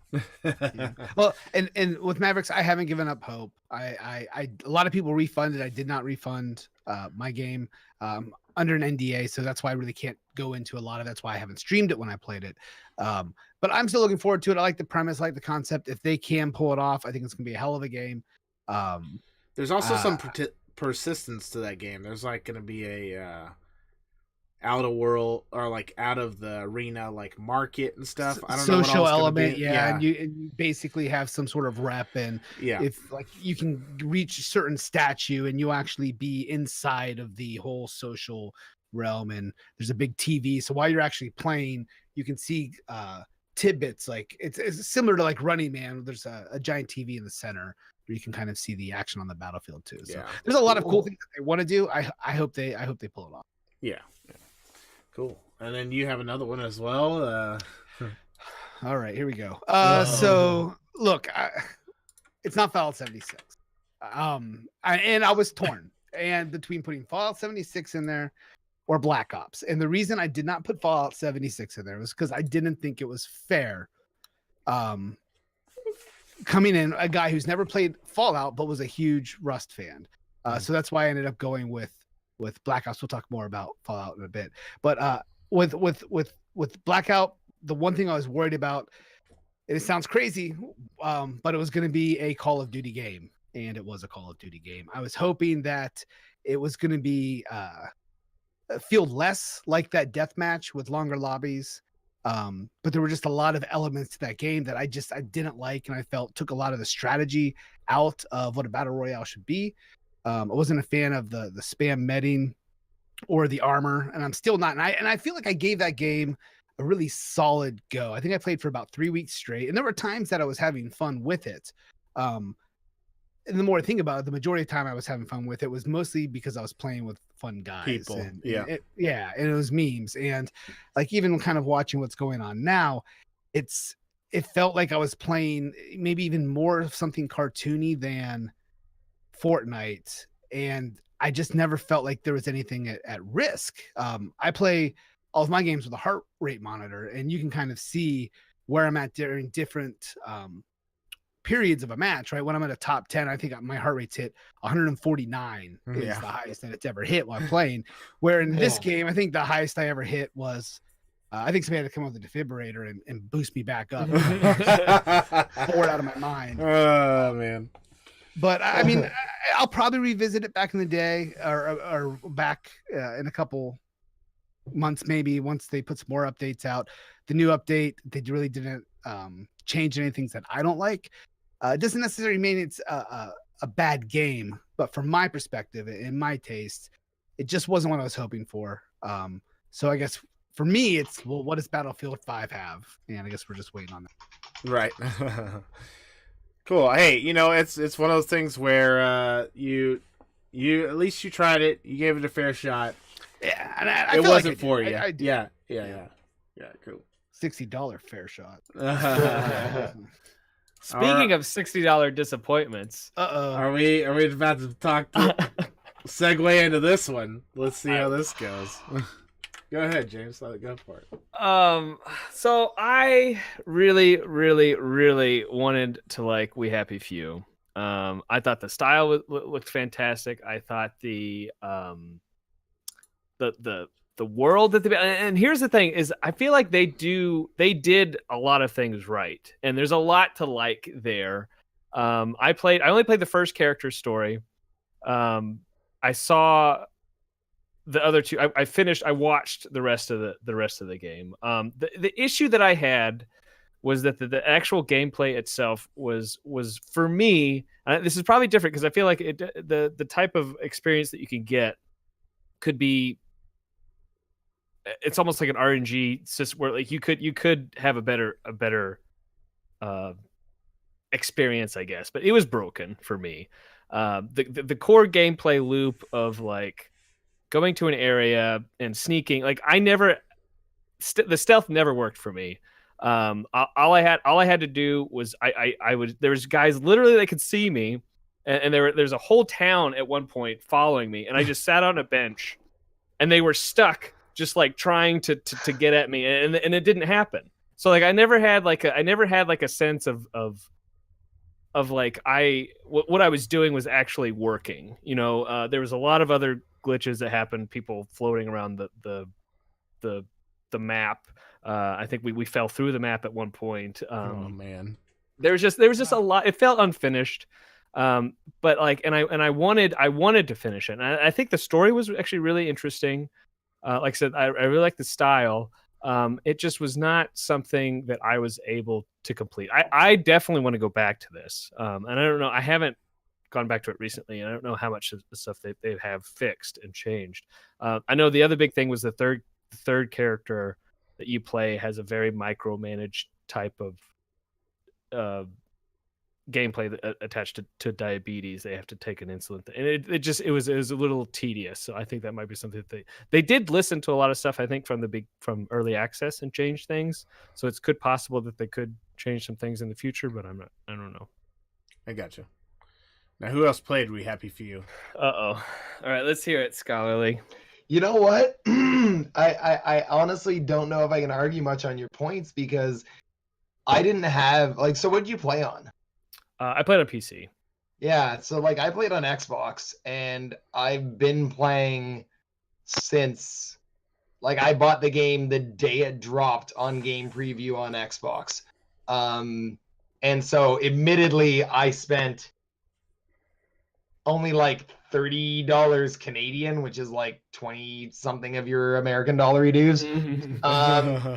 So like when the game released full, like it was one of those, so I didn't have to pay the full price, which was, that's obviously factors a little bit, but like, so like I started playing in the early access, which obviously had some hiccups, and the early access was pretty much like a just survive mode. Like you just kind of, there was no story really attached to it except for a little bit of there was the preamble of the first character of Arthur, and you played through that. And then pretty much once you got out into your area, you just survived. So I admittedly also, and this is purely just because I get distracted, have only played through his story as well, because again, I just haven't got back to it yet, but I never had any of those issues. The sneaking functioned fine for me. I never fell through the map. I had some issues with context sensitive actions, which, I went when I should have been picking something up. I was like hammering on a button. I'd like look away and then look back and then pick it up or something.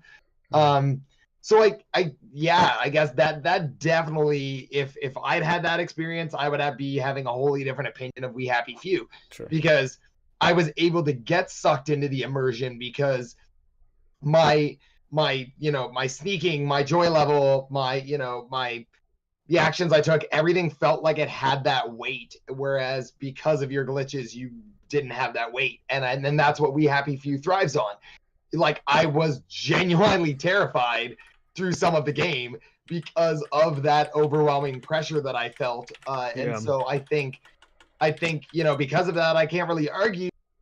If it was a broken, janky mess on PC, then that would take you completely out of what, in many ways, those core systems need to function for that game to really be what it is. Yeah. And so, I can't argue it. Like I had a great time. For me, it was a wonderful, wonderful little psychedelic survival romp. But I didn't experience anything close to like a game breaking glitch. Yeah.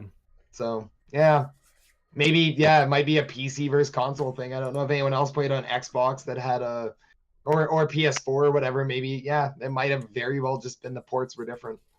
There were some core gameplay issues that I think I had. Like there was a part of the time there were very obvious scripted events that if you didn't do something exactly, you don't progress. Like so there's like a sleeping guard. You can throw like bottles at his head. You could try to wake him up, whatever. But until you actually pick up this baseball bat, he doesn't actually wake up. You know, so there's weird. I remember that. Yeah, I remember the spot you're talking about. Gotcha. It's so there's a bunch of those types of reminders that like just as like, well, guess what? I'm playing a video game. Which and in a game like that where the majority of stuff isn't scripted like that, you're right. That pulls you that heavily. So that's a good point. Yeah. So and I can't. There's a few other things like that. It was just a bummer. Because I'm like scholarly. I love pretty much most things that I play, and so when I'm looking forward to something and it turns out to just have these things that kind of take you out of the immersion, or it's just purely broken, like it bums me the heck out, you know. And I'm just like I just had to shelve it, you know, and just hope that they fix it. My fingers are crossed for you, friend. Yeah. I'll go over mine real quick. Or maybe real quick, we'll see. So on my list, and this is where I think Scholarly was going to get on to me, but I said this last night too. I have Fallout 76, but it's less about 76 and more about Bethesda. Is my complaint, and it's just how they handled and it's all around 76 because that's just. I mean, that's where all the problems were. You know, the release and state of the game wasn't its best. You know, now, like you said, it's been getting better. So that's great to hear, you know. But the other thing is their collector's edition debacle that they had and how they handled that. And then as well as the leak of all the customer data. It's just been like kind of like one thing after another after another. Those are features too. Yeah, apparently. So, you know, the Bethesda thing is a big one. Not necessarily Fallout. I think what I do want to say about Fallout 76 is I think a lot of people just thought it was going to be one thing and didn't pay attention to what type of game Fallout was going to be. And so and the best way for me to describe it is Fallout 76 is a survival game that just uses Fallout like monsters and you know, assets. That's it. It's not a Fallout game as far as what you're used to playing as a Fallout game. It's a survival game. It just it's uses like calling Elder Scrolls Online an Elder Scrolls game. Like yes, right. But also no. Right? Like, I mean, it's not the same. It's not Elder Scrolls Online to Skyrim is not what Fallout 76 is to Fallout 4, but it's a similar kind of idea. Like, it's got the Fallout mechanics, but there's a lot that you would expect. Mostly the narrative. Like, that's really the biggest thing. It doesn't have a Fallout narrative in a lot of ways. Yeah. You have to piece the narrative together yourself in many instances. You have to create your own content. You know? I can't argue. Dude, as someone that bought the collector's edition, so I've been screwed on that. Don't worry, hey, whatever, man. I'm getting my canvas bag. Like, I mean, don't get me wrong. I was annoyed as hell because I remember getting it and being like as soon as I pulled the bag out, I was like, that's not what this looked like. That's also not the first. It's fair. It's good to point out as well. That's not the first time that this has happened. There are many times as someone that's bought many collector's editions that I pulled something out and been like, are you perfect? Like Dark Souls, the Dark Souls Estus flask. It's like, well, I mean, it looks like an Estus flask, but that doesn't look like what the picture was. And yeah, the customer information, that was a mess. Like, but that's I can't argue with those points. Like, I love Fallout 76. I've been having a blast with it. Again, better with friends. Oh, for sure, But that's come on. Like come on. And that's what's kind of disappointing. It's just like they're known for their games, you know, and the quality of them, and not necessarily that Fallout was a bad quality game, but like I feel like it was released a little rushed, and then with all that other negative press on top of it, which was kind of separate, associated with Fallout, but really just Bethesda's fault in general. It I just think you're leaves a you're bad right on taste in your- a lot of people's mouth, you know? Yeah, So- I think you're 100% right on your perspective of people weren't paying enough attention and people were expecting Fallout 4 with multiplayer. But Yeah. like at no point had Bethesda been like misled people on exactly what they were walking into. Sure. There's no NPCs. This is how the game's gonna go. This is how the people like everybody knew exactly what kind of game it was gonna be if you paid any amount of attention to it. Sure. It didn't change the fact that when people got into it, they were like, "This isn't what I wanted. I wanted Fallout 4 with my friends." Well, I Like, still Fucking want not that. Fallout 4 and shut up. Like I'll still I- I'll still take that if they ever want to make it. By the way, me too. Oh god, me too. And I'll pay full price. Literally, add multiplayer to Fallout 4. I'll give you $80 again. I don't care. But like, I still love Fallout 76 for what it is. So not only I think did people get a misunderstanding that they thought it was Fallout 4 with friends, but there were other people like myself that I've never played a Fallout game. I know everybody can roast me. I've never played a Fallout game in my Oh. life, but I watched Fallout 76. I saw the hype and I saw the trailer. I was like, holy cow, this looks like something I could play. It's got the whole PvP element. It's got the survival. It's got the building. It's got the raiding. And I was like, this kind of looks like Rust, but by a real company. So I got super, super excited for this. And from that company's perspective, they were able to draw in another audience, right? Like myself that hasn't played a Fallout game before by creating this new game that satisfies other people's interest in gaming as well. And it wasn't what myself and other people that play Rust or play other type of games like Conan were expecting. And instead they At got all. Yeah. this weird, right? So they created this game where you have the hardcore Fallout fans hate it. You have new people that are coming in. They don't like it because it's not what they wanted. And it's it's just not this, like a pure survival game because right. So it's turned into like this niche game that Yeah. some people enjoy playing. But the 80% of people that were expecting something, nobody got anything. You're that they were 100%. hoping it was. I will. The only argument I'd say is that, like, I'd argue that the hardcore Fallout fans are genuine. That the people who like Fallout but aren't necessarily because, like, as someone that put, like, God knows, 60 to 80 hours into New Vegas, 60 to 80 hours into Fallout 3, 80 to 100 hours into Fallout 4, probably more than that. Part of the beauty of Fallout is just exploring and looting. Like it's digging into every little crevice and seeing what every little piece of the world has to offer. And without a single NPC to guide a storyline in Fallout 76, that's what they've relied on.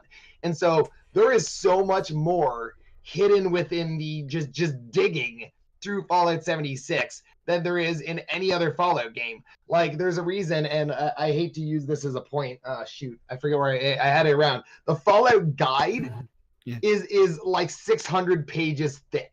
There is so much, and that's without a game. Most guides have a lot to deal with narrative in those guides. I pick up them because I just love to have guides. Yeah. 600 pages purely of this is all the crap that you can encounter and do and discover. And so, but again, it really, if you're not used to a Fallout game and you're not used to spending hours digging through like every single container and then stopping to spend another hour on inventory management and get like, oh dude, it's a tedious process. Even as a Fallout like nut, it's a tedious process at points.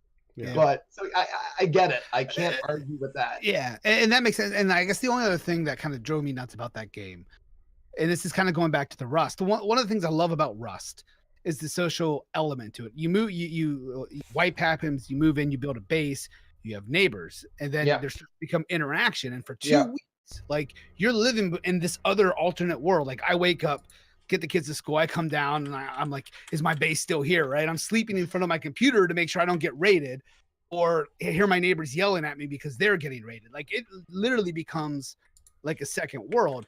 And I know that they were trying to sell Fallout 76 as it was going to be this socially driven, or there's going to be this huge social aspect to it. and I could be wrong on this, but it's one of those games also where you're kind of hopping servers. You might not be, your Yep. base Yep. might not be there. So Oh, like, 100%. so even the social aspect of that is hard to really get a hold of, because every time you're playing, it's new people that you might be beside or on that. Not server. only that, but you can literally, like, they have this. If you're looking for the social aspect of having a base near somebody else's, well, it's cool because if you and I join in a server together, you and I can literally drop our bases beside one another. But on the same token of that, you can pick up your base and literally move it anywhere like that, because of the camp system, which is really, really convenient to be able to do that. But at the same time, you don't, it doesn't create that sustained environment that you'd get in a game like Rust for before a server reset, unless. But on the other side of that, if you and if all four of us had bases and we hop into the same server together, all of our bases will automatically just spawn in that server in the spot that we have them built, unless for any reason that somebody Someone else else has is one, there. and it's very unlikely. So like that at the very, like, so it is a 6 or half a dozen, but you can't, the social aspect is a wholly different beast. It almost makes me wonder if that game would have done better if they would have just sold it as a co-op instead of this like weird open world that you're engaging with this. So because let's say all the four of us wanted to play Fallout 76, that'd be a lot of fun for however long we decide to stick around with it, right? But I think the expectations were set that this was going to be such a bigger world, there was going to be so much social parties involved, and it just didn't happen. Anyhow. Yeah, I got you. And then my other most disappointing news this year was Diablo Immortal. I'm not sure I'm going to have any competition here, but I do want to say, that it was my most disappointing news. It does not mean that I don't think the game, like, that I think the game's bad or anything. I just think that the way Blizzard went about announcing the game during BlizzCon to their core audience, the timing was bad. The way they did it was bad. Overall, Immortal, in my opinion, was a very, very big letdown compared to what it could have been. I'm actually really excited for like a Diablo mobile game just to like mess around with. And if they would have announced it just like in December or something and just said, hey, we're coming out with a mobile game, I would have been like, cool, whatever. Like, I don't have a problem with there being a mobile game. It's just that the fact that this is like our big announcement for the year, we're making a mobile game, is not the way they should have went with that. And that's why it was a big disappointment for me. I was actually really hyped. It was my first BlizzCon. I really wanted to go to this one because it was Diablo news, and then it was a freaking mobile game. So it was just it was really rough for me, So I was gonna say something. I just don't know if I should. I got So you. I'm on the outside of the whole Diablo thing, and I've kind of loosely, and I understand 100% while people are upset. I played Diablo 2 back on my IBM Aptiva back in the 90s, or whatever the hell that was. But from their perspective, if you look at how many people play, I would assume more people play mobile games than what play PC at this point. And I could be wrong. I have no idea. I'm just throwing the statistic. I think, But the the people like Candy Crush and stuff like that, you're 100%. But Right, so people I would that went to BlizzCon, that's not true. 0.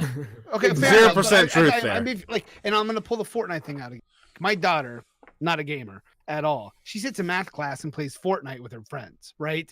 And my son and all them, he's playing Fortnite on the iPad if we're taking a long car trip or something along those lines. So I think there's I think they saw a market and they're like, you know what? I think we could make a Diablo, and I think these devices are powerful enough that we could make a Diablo to go essentially and put it on mobile devices. And maybe in their infinite wisdom, they thought that was a good idea because of how many devices are out there. But I can understand where huge Diablo fans would be upset that it wasn't Diablo 4 or whatever we were expecting. Well, and In here's this day and age, you could put Diablo 3 on it, and it would function. probably work. Yeah. So we don't necessarily want to go too deep into this, but just consider their partner that they partnered up with, a Chinese company, where China spends billions of dollars a year on mobile games. Okay, their sole purpose for this game, in my opinion, even though I think it'll be fun to just play with, was to make money. And here's my problem with that. Before this, and we can go back a few years now because they've been acquired by Activision for a while. Before they were acquired by Activision, I feel like they were more fan oriented, and now, since they've been acquired, they have to focus more on money because that's just like that's what Activision does. That's what Activision does, and that's the problem. You know, it's like a lot of fans are realizing that this company is not the same. I mean, and it can't be. Like, they can't stay the same because they've been acquired by that giant company. And I mean, you have the president stepping down. You have a lot of people stepping down that created this company, because I feel like they too also see that, and they're like, look, we got to get out while it's still quote unquote good, you know? And that's another discussion. We don't have to talk about it, but I'm just saying those type of things, you see these type of things, you're like, that's money. That's just a good way to make money. And they're appealing to the Chinese market. They're appealing to our market too. We do a lot of mobile games, but the Chinese market's like, 10 times more than us, So it's I think you're 100% right though on your core thing that, like, especially, and we briefly chatted about this earlier, Blizzard had to, like, how was there no one sitting at that planning table that was like, hey guys, if we announce that our big announcement for Diablo this year is a mobile game at BlizzCon, people will have torches and pitchforks and then they will come for us. Like, there should have, like, and there probably was, and somebody was probably like, shut up, and they were like, oh, I'm sorry. It's like that one meme where the guy jumps out the window after he suggests the obvious. It was that guy. It was that guy, because, like, as someone that, like, I told you this, like, earlier, Pyro, like, I've been arguing with a ton of people on my stream, because I've had people that come into my stream who are literally just like, Diablo Immortal is going to be like the shittiest game in the world. I can't believe they did that. And I'm like, have you played it? They're like, no, it's just Blizzard mobile game. Obvious. And it's like, no, you're not allowed to take that kind of stance. You have literally no idea what you're talking about right now. But when you want to talk about what your perspective, when you want to talk about optics, marketing, the right time to make an announcement like that, it's not then. Everyone was expecting Diablo 4. Diablo mobile game, as you said, that's an addendum. Talk about that later, December announcement, whatever. Like, don't make it your headliner. Because I'm with you. I think it's probably going to be a fun game to mess around with. I don't think it's going to be great, but it's going to probably be entertaining to mess around with on your phone. But, like, how did optics Blizzard?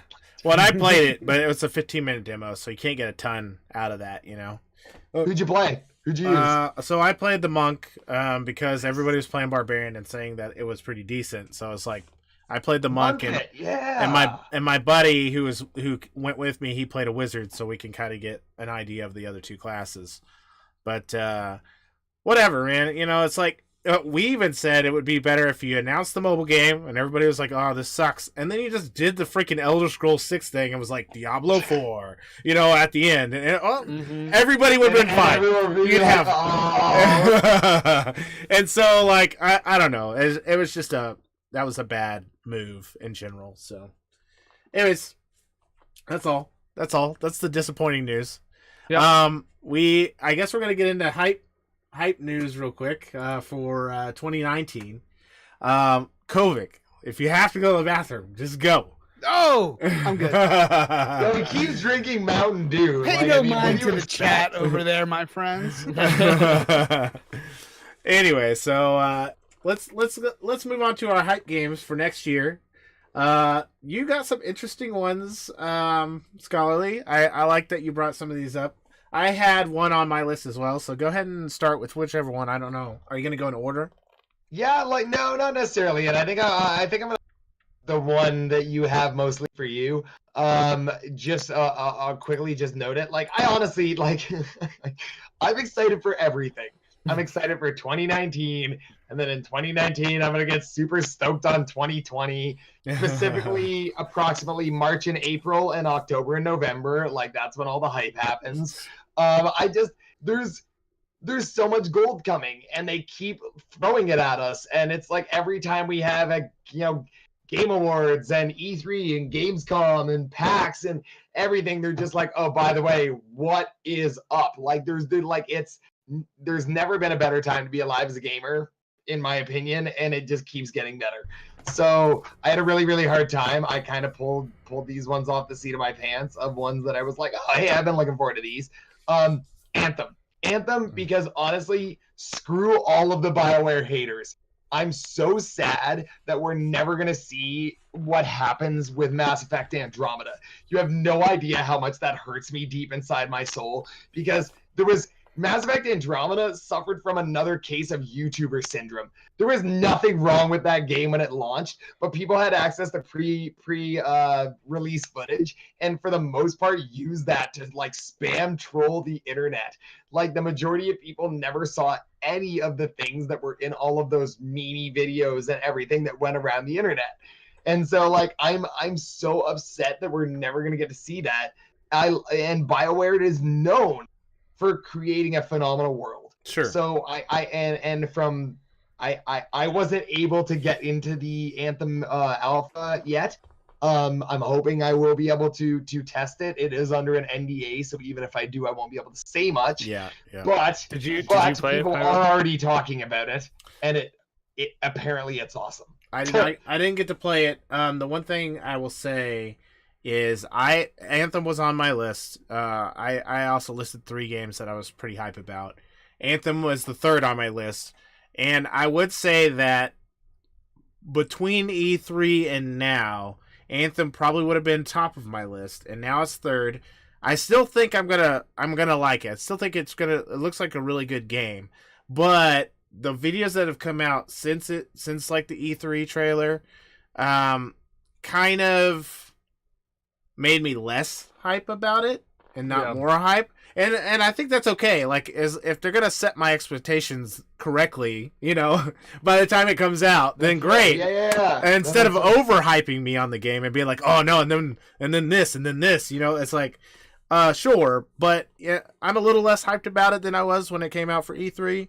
But I still am looking forward to it, I think. So, and it's definitely in my list of games I definitely want to check out. So. And another game to play with friends. Like, I mean, it's always great to have games that.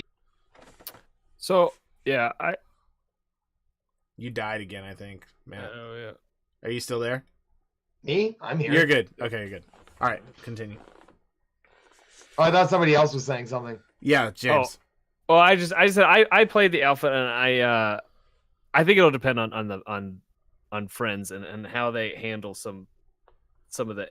It's all about content with it. With like even with like Fallout 76 and stuff, like you eventually you're gonna run out of stuff to do, right? So if you have stuff to do, if you have a narrative to go through, then I think it could be worth it. But if there's none of that other stuff, yeah, I mean, and that's kind of a, in my opinion, like Anthem to me, even though they're touting, hey, you can play this solo. It's not a solo game. It's a co-op focused game, and when you play a co-op focused game solo, which a lot of reviewers are going to do, I don't think you're getting the full experience. So I can't judge it based off somebody playing solo. You know what I mean? right. And that's a fair point. It's one of those things where the thing is, it's going to be dependent on who you play with, and you really need to play it co-op for it to shine, I think. And I'm just saying that by looking at it and like what they've told me. I haven't played it, so I can't tell you for sure, but that's just my opinion, especially on a lot of those games that are like more co-op focused, So anyways. No, I totally agree. It's hard to say. I'm gonna have enough meat to it that if you want it, like Division. Like Division is the best to play with people. But if you really want to sink into the Division on your own, you can definitely, even in the multiplayer, like in the Dark Zone, you can still get some like enjoyment out of it. It's just much better if you bring friends. I'm really hoping we get that kind of feel. Or Destiny. Honestly, it rings with a bit of a Destiny co-op feel. That's honestly the one thing that has me concerned. Yeah, and when you look at some of the footage, you're like, is this Destiny? I don't want to talk about it. I trust BioWare. I trust them so much. And like, yeah, and I think is it BioWare Montreal? I think it's BioWare Montreal. Yeah, so we'll see how it goes.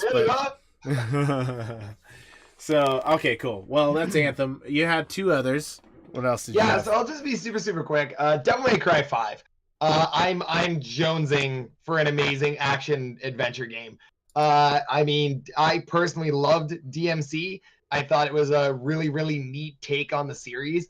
I'm a sucker for the original games as well, but like I thought DMC did a really cool job to bring the series in a new direction, and I really think that DMC 5 is going to kind of take a lot of the innovations, and it really seems to from the videos. It's funny because everyone is going so nuts about DMC 5, at least the fan base, and I keep sitting like being in the background being like, you do realize they're bringing like at least 50 to 75% of DMC, the game that you all hated, through to DMC 5. They're just bringing a few, like literally those few things back, like, you know, back to a more pure Dante, and a more classic oriented storyline. I think Devil May Cry 5 is what the series needs. I don't necessarily think it's as big as of a reinvention as a lot of people are saying. It feels like they took DMC 4 or Devil May Cry 4 and DMC, the Ninja Theory one, and went like this and took the best of all of it and are bringing it to us now. It really looks like the gameplay of DMC 4 with all of the innovations that came with the more recent release. And I think we talked about this last time. I haven't played Devil May Cry. I know. It's so good. Kill me. But it's one of those games where it's like, it's the 5th iteration, so it's a little bit daunting, but it's like, I would like to play it because it looks really cool, right? But it's like, I got to go through 4 games before you get to the 5th one. Like honestly, if you wanted, you could really start at DMC and see how you felt with it, because DMC is technically, it's a reboot and it's a prequel. Okay. So between the two of those things, if you really wanted to be that, you could start with DMC and then go back to 1 and work your way. You don't need to. It's not realistic. You can catch up on a lot of the story. A lot of what you're going to want to know is plot oriented. So like, not to say that the first 4 games aren't phenomenal, but that you shouldn't restrict yourself from playing what might be a phenomenal action game because you haven't. I firmly believe that DMC 5 as well, I think, will be the type of game that you'll still be able to get into without having previous knowledge. Yeah, it looks really cool. I mean, it just looks good just watching the trailers and stuff, but it just looks fun. Yeah. Like it looks like that kind of fun that you had, like personally that I had with DMC, with games like Metal Gear Rising Revengeance, like those just awesome hype action adventure, I'm just killing everything and slot, like Bayonetta, like that kind of, you know, silly hype. I loved Bayonetta, so it's got like, honestly, if you love Bayonetta, do yourself a favor and play DMC, man. The original Bayonetta was inspired by Devil May Cry. Okay.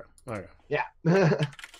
Cool deal. And then you had one more on your list, which Skull and Bones, Pirates, Ubisoft. They're taking Black Flag and Odyssey and all the best of pirate ships and they're bringing it to a game. Like, I don't even know if I need to say more than that. Skull and Bones is going to be the shit. Like, it's, I don't see it not. Like, we could just sit here and watch this trailer. It's going to be gorgeous. It's going to be amazing. This is our new zombie phase. It's just pirates now.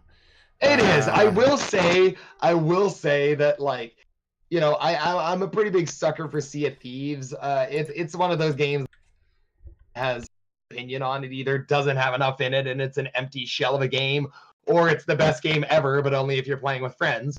You know, there's a lot to it. Skull and Bones is going to be a lot different than a Sea of Thieves, and it's going to be way different than Atlas, if anybody wants to bring up the Arc devs' new game was supposed to have come out but didn't come out and is maybe coming out, and who knows, Atlas. Skull and Bones, it's really taking a lot of the mechanics from Black Flag. At least that's what a lot of us assumed when they first announced it.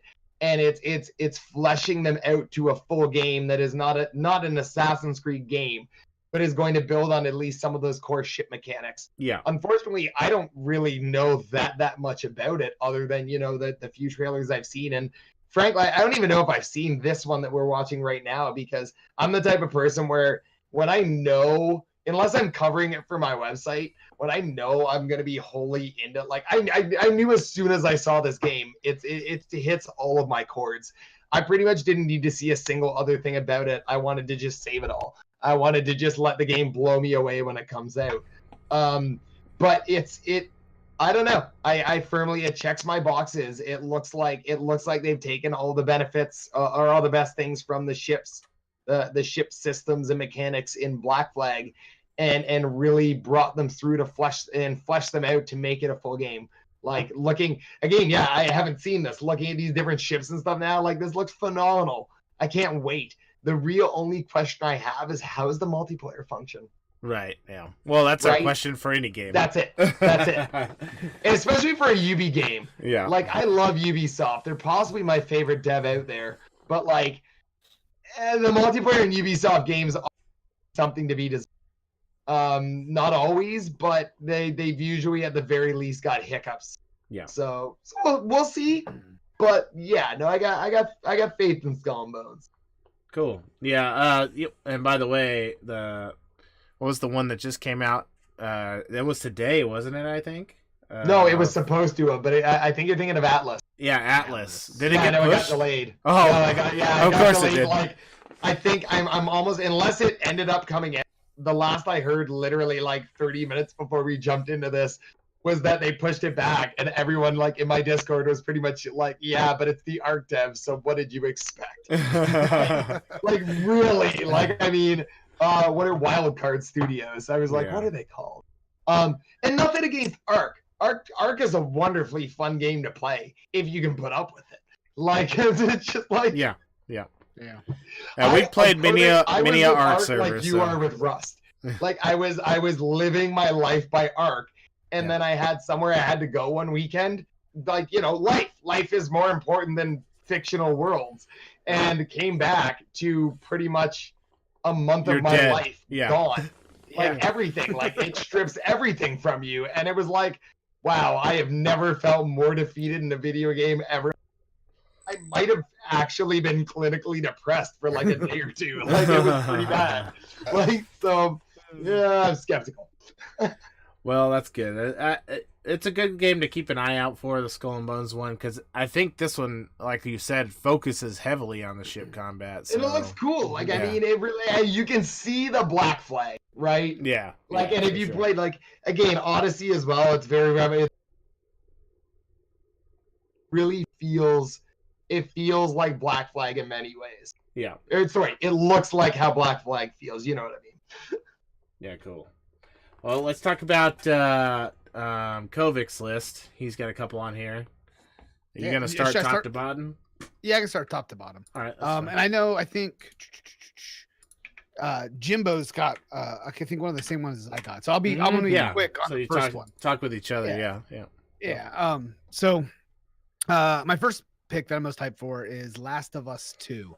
And I was a late comer to The Last of Us and played the first half on stream of The Last of Us. And I'm not gonna lie, it is one of the most beautiful stories that I've ever played, but I actually hated playing the game to the point where I watched the last half on YouTube live on stream. I got the same stealth animation started frustrating me after a while. So all that being said, I'm still really hyped for Last of Us 2. I'm hoping there's a little more variety, and based upon the footage that I've seen so far, I think there's gonna be. I love the fact that they're going with the time jump. And I just think there's a lot of interesting things that this game has in store, and I look forward to seeing where the characters. Yeah, this is another game that I want to play the first one because I haven't played it. It's like I'm never gonna get any of this done. By the way, I'm just telling you I want to do this. It's not gonna happen because the footage on the second one looks amazing. So it's like crazy. Right. I want to replay the first game because this is one of my all-time favorites, but I do agree with Kovic. I feel like unfortunately Naughty Dog has this habit of having these absolutely phenomenal stories with very repetitive or basic gameplay. And it does look like they've kind of tried to focus on the gameplay this time around.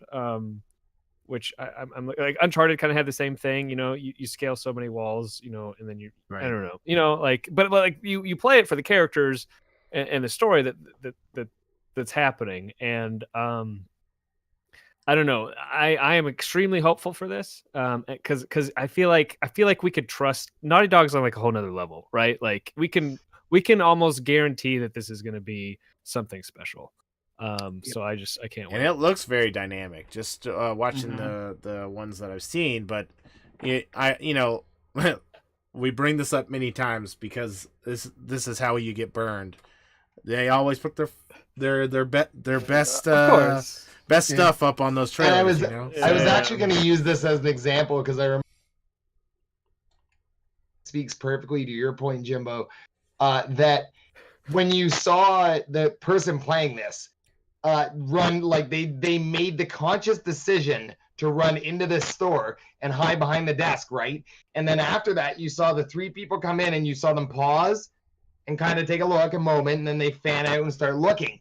Now, is that actually a random event? Or is that context sensitive? How did that happen? What Was it exactly scripted? created Yeah. that? Was Yeah. it scripted? Was that their best footage? You said, Pyro, like it's one of those moments of like we can tell what's happening right here is obviously has broken from the script, but it's hard to tell with Naughty Dog, as you said. Like they have all of these gorgeously scripted moments, and the one good thing you can say about Naughty Dog is, oh, that's vicious. The one good thing you can say about Naughty Dog is Oh that my they gosh. really they shoehorn the scripted moments into gameplay, so that you don't often feel like they're scripted until you kind of come out the other end and you're just like, how many of those moments did I actually cause, and how Right. much of that was It's those seams, like it doesn't matter sometimes that it's like fake, like even like it's sometimes the illusion of choice, as long as you can't see the seams behind it, like yeah, then it works, yeah, and that's 100%. Yeah, and that's the thing. I just, and also I didn't play the first one, but apparently this one is a lot more gritty. But obviously you saw what just happened there, so it's savage, but it's like I love that stuff, like the visceralness, like that. Like I feel like we need some of that stuff in games sometimes, I got you. All right, what's your next one, Kovic? So my number 2 actually has a nostalgic place in my heart, and I've told the story on stream, and I'll say it quickly. But it's the remake of Resident Evil 2 for the PlayStation. I think this comes out in January or February. But I'm a huge fan of the Resident Evil series. In fact, I did play through 7 earlier this year. But when I was a kid growing up, I went to Electronics Boutique every day and asked them if they had Resident Evil 2. And because it was really hard to tell when games would actually come out back then, because you got like Nintendo Power and maybe they would have a month of some year when you would get it. But eventually they got it, they had it in, I brought it home, fired it up, and I played it for, I think it was like a Thursday, a Friday, and a Saturday. And then Utah, my buddy and one of my streaming partners, decides to come over while I am in the shower, fires up the PlayStation, and beats the game because I was at the last boss, and he literally beat the game. And I'm still mad at him for it. Troll So face. if you're watching this, Utah. Utah. But anyhow, so yeah, I'm looking really forward to it. I think it's gonna be a lot of fun. I like what they did with it. I'm hoping there's gonna be some neat little changes to keep me off guard. But it's been so long since I've played it that it's gonna be like a brand new game to me. So I'm looking.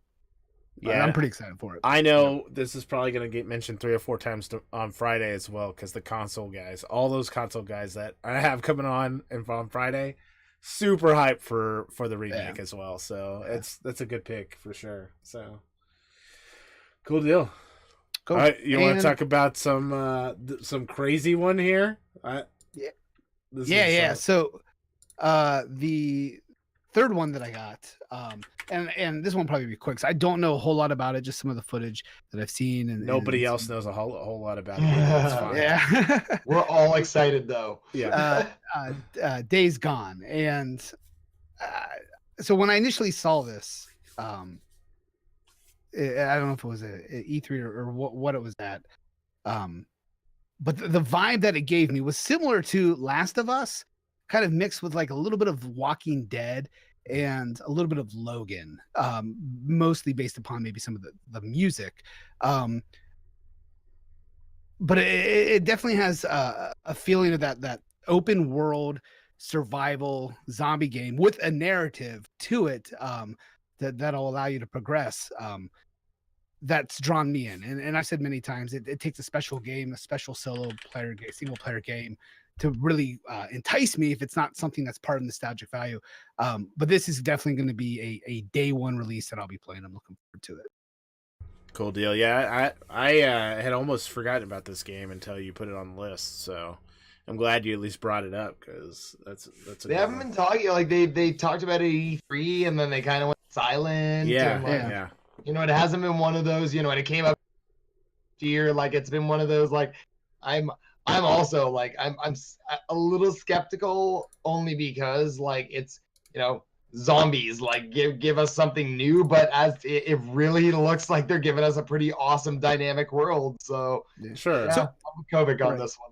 Yeah, and I think with zombies, I think zombies are just the boogeyman, right? It doesn't matter if it's zombies, if it's monsters, Yeah. or what it is. But what I think zombies do, or the boogeyman, is it drives that character development. And like you're looking at this, and it's a post-apocalyptic world. These guys have all been through hardships, and hopefully there's some. I like it when they definitely show like who the character was and who the character is now after all that's taken place. But I'm okay with that setting, because to me, like the zombies are usually like the in the background. It's really what the characters are and what they're doing themselves. Yep. So I'm looking.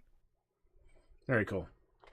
Cool deal. Okay, Jimbo, let's get to your stuff, Okay, well, the first one we don't know much about at all, actually. because they just did a trailer for it at the Video Game Awards, and that was it. Yeah, I guess Outer Worlds from Obsidian or whatever, and I don't know. I get excited for this kind of stuff because it's new, and I don't know. The BioShock, the Prey, like the Fallout, like that kind of stuff. I really like that atmosphere in those types of games, and so I'm really excited for another game that is going to scratch that itch, and that definitely looks like.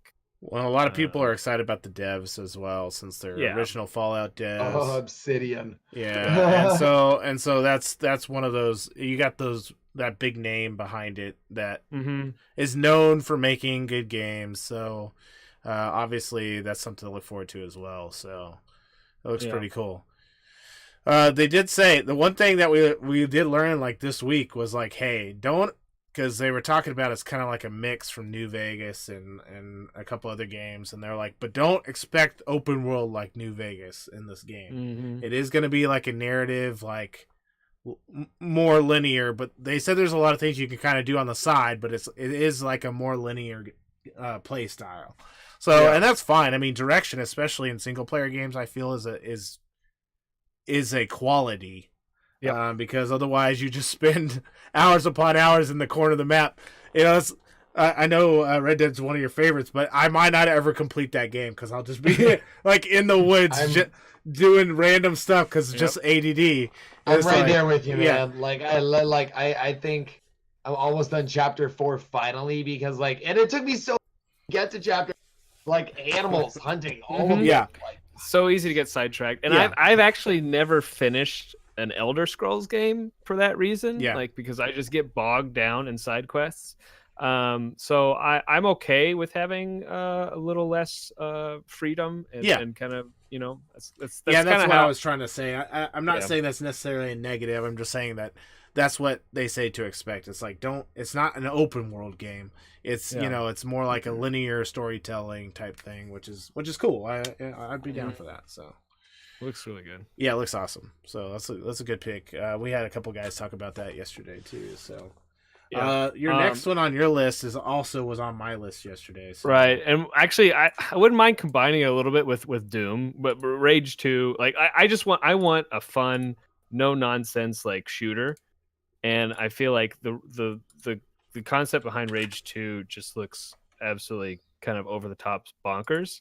And a lot of fun. And I, after playing Avalanche's Mad Max, like that, I actually really, really enjoyed. I'm okay. I feel like it's gonna be completely separate than the original Rage. Right? Like just pretend like it shares the same. It shares the same name, right? But this is absolutely a different and game. the same like setting. If right? That makes sense. But yeah. Can we pretend that the original Rage never happened? Yeah. It's funny because I knew a guy that was like, when this is announced, he's like, well, let's go back. Let's see if it does. It has not gotten any better. It did not age well either, but right. Yeah, go ahead. But I mean, it's a cool concept, like, and you've seen this post-apocalyptic kind of, Borderlands or, like you said, Mad Max like type of almost like comedic over the top thing. But I'm okay with that, I guess, because I guess I haven't really got tired. I didn't play a lot of Borderlands, so I'm not. I guess it doesn't bother me, but I don't know. It just looks like a riot. So yeah, it looks pretty fun. I like those. It looks fast paced. I don't know if it's gonna be, but it just watching the trailer, it seems like it's gonna be fast paced. So I don't know. It's my second most hype game for next year for me. So and again, the co-op aspect, if that's going into this game, I'm 100% in as well. So yeah. I hope it's as good as it looks. Yeah, it looks great. So because it looks phenomenal. Yeah, cool deal. And then we kind of talked about your last one, which was Last of Us, right? Yep, that was so it's on to you. Okay. And then just for me, the only thing that's left that we didn't talk about, but I talked about it yesterday, and it's actually the top of my list, is Doom. For whatever reason, like for me, Doom Eternal, it just looks amazing. I love Doom. So this is just basically Doom on crack, as hard as that is to believe, because Doom is already ridiculous. Doom's already so cracked out. Yeah, and so it's just like you have like a grappling hook and you can just like fling yourself to monsters even faster, and like it's ridiculous. And now you have like a arm sword or some crap. I don't know. I love Doom. I love the first one, the remake, and I played it all the way through. It was a blast. And like Jimbo said, it's not like a serious shooter. Like as far as like the storyline, I mean, Hell's taking over Earth. That's kind of serious, right? But like, you know what I mean. It's not focused on that story so much as it is action. Just get in there and tear stuff up style of gameplay, and that's the kind of break you look for sometimes. You're just like, hey, I just want to go in and just beat the hell out of stuff and have a great time, and that game just looks amazing. I'm so ready for it. It's just one of those things that when I saw that trailer and how all the cool new stuff that's in it, I'm just like, yes, please, let's go.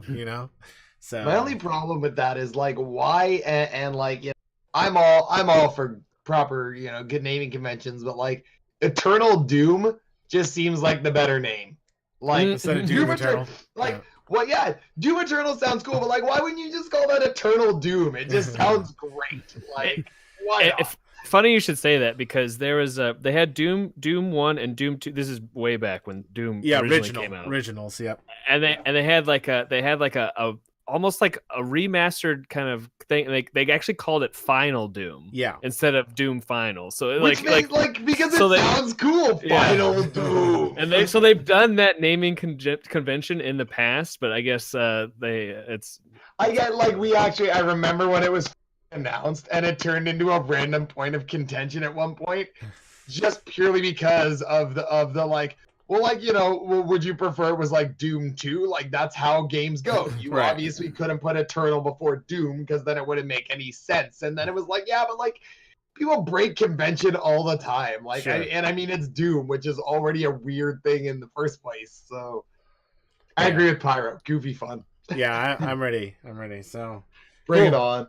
Well, I think that wraps it up, guys, and we've been live for a lot longer on this one.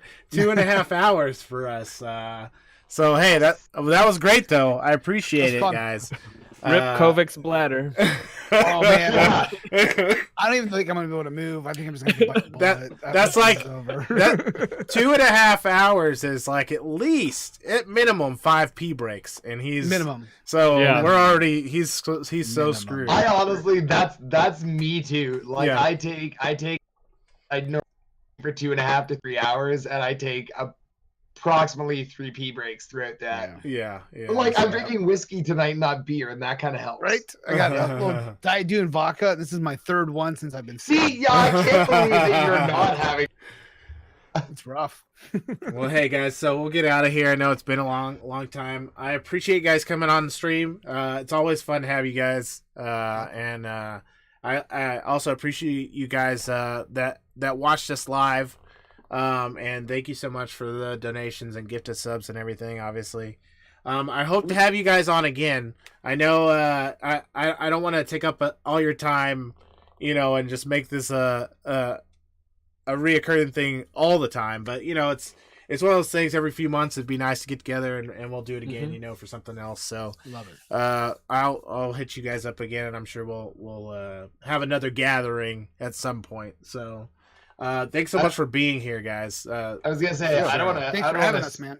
Yeah, I don't want to speak for Jimbo or Kovic, but like we appreciate you, man, for like all the work that you put into this. Like, I mean, For real. it's not just everything that everyone's seeing here today, but like you put a lot into the backbones of this stuff, and you make it possible for the three of us to be here. So like thank you for putting on like what I still argue, and I argued this long before I was ever on it, is one of the best curated podcasts on Twitch. Like, you don't see this kind of production value for a podcast.